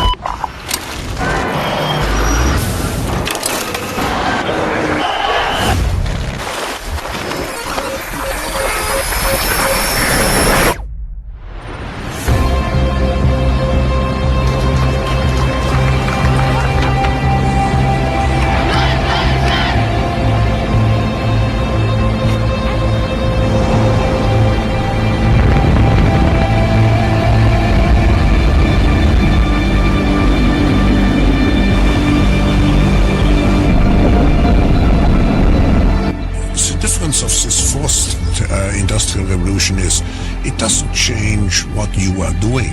It changes you. If you take genetic editing, just as an example, it's you who are changed, and of course this has a big impact on your identity. Compliance. We just need your compliance. You will feel no pain anymore, no more defiance. We just need your compliance. Just give us your compliance. We won't let you feel lost anymore. No more self-reliance. Fall into line, you will do as you're told. No choice, fatigue, your blood is running cold. We lose control, the world will fall apart. Love of your life will mend your broken heart. Life lived in fear, you need protection. You're all alone, too much rejection. We have what you need, just reach out and touch. We can save you. We just need your compliance. We just need your compliance. You will feel no pain anymore, no more defiance. Just give us your compliance. Cover your tracks, we know what's best for you.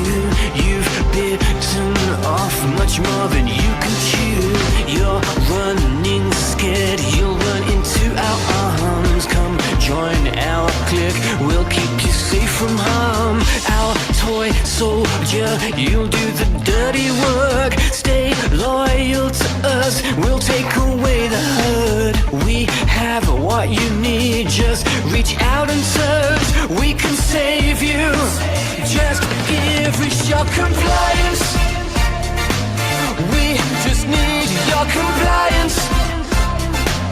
You will feel no pain anymore, no more defiance.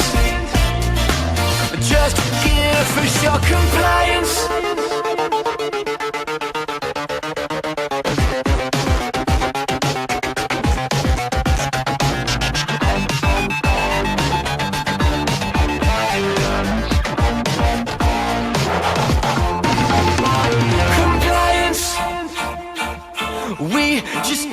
Your compliance, you will feel no pain anymore, no more defiance. Compliance, we just need your compliance. You will feel no pain anymore, no more defiance. We your compliance. Oh, fear is controlling you.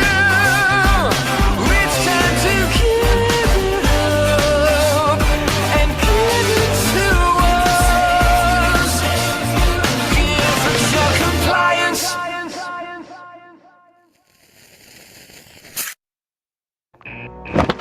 Fly, my pretties, fly!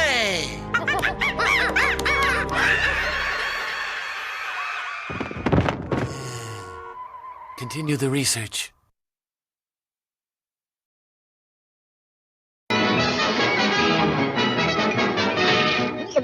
That's all, folks.